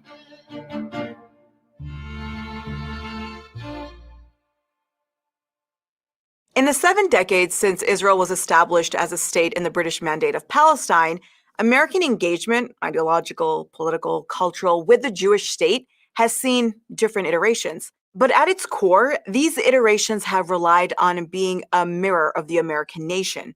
And in that mirroring, Israel has been assigned a duality as both the victim and victor. Israel is a victor, emerging from one of the cruelest crimes of the 20th century as a successful, unified people who have built a formidable nation despite thousands of years in a persecuted diaspora. Modern Israel was born in the aftermath of the tragedy of the Holocaust. It was created to fulfill the long-standing dream of the Jewish people to return to the home of their biblical origins. Israel is a beacon of democracy in a sea of violence and hostility. Israel is the most important technology force in the world next to the United States. Israel is a victim, surrounded by enemies who want to drive it into the sea. Israel has a right to defend itself. Israel is surrounded by countries and entities that want to drive them into the sea. Tensions are rising after the deadliest wave of Palestinian terror attacks inside Israel in years. It has the right to eliminate the cancer that is threatening its very existence. There are many reasons why the U.S. has this distinctive relationship with Israel, but I think the one that is most important is actually cultural. That is, we have a long history of representing Israel as being tied to U.S. interests, but also to U.S. values, to religious values and democratic values. Those representations have shaped most of us in one way or another to think of Israel as more than just a strategic ally or a good military partner. For a cultural history that extols shared values, it must build those shared values in opposition to other ideas, other values, and in the case of state and nationalist identities, other people. U.S. news and popular media have built a case for Israel reliant on the disappearance of Palestinians and any claim they have to their land, on the disappearance of their history of ethnic cleansing, the theft of their lands, and their ever-expanding diaspora. It's a time of border trouble for Israel, and another incident on the Jordanian frontier results in a roundup of Arab infiltrators. Action that follows an attempt by these illegal entrants into the country to terrorize the Israeli populace living near this troubled line. The militant Arabs claimed a territorial right to Jerusalem and Palestine that was 1,000 years old. But the determined leaders of Zionism pleaded a right that was even older. 4 Israeli settlers gunned down yesterday in the West Bank by Hamas, the Palestinian faction which opposes peace talks. To return to Palestine would be to displace Israel. We want to think about how Palestinians are not just entirely invisible, but made visible in a particular way, which is either as terrorists or as victims. If we think about the comparison between the United States as a settler colonial state and Israel as one, we can think about how people in the US presented Native Americans. They were presented as disappearing, as not having political claims. Often people were very sad about what had happened to them, but what to do? Palestinians are not seen for a long time, but when they are seen, starting in the 1980s more, they begin to be seen as people who might have political claims, but the story of them is a story of people who are victims, who have a sad story, but Israel had to be Israel. A counter narrative to the American story about Israel that would be told from the Palestinian vantage point would also indict the sustained American histories and realities of violence against its indigenous and Black populations. Thus, Palestinians must be made into, at best, pitiful victims caught as collateral in Israel's attempt to defend itself, and at worst, as generation after generation of terrorist threats. It doesn't really matter what the Palestinians do. They can blow up whomever they want to blow up. They can elect Hamas when given an opportunity to move forward. They can take one chance after another to recognize the state of Israel and their right to exist, and they will not do it. For the last few times that negotiations have taken place, the emphasis has been on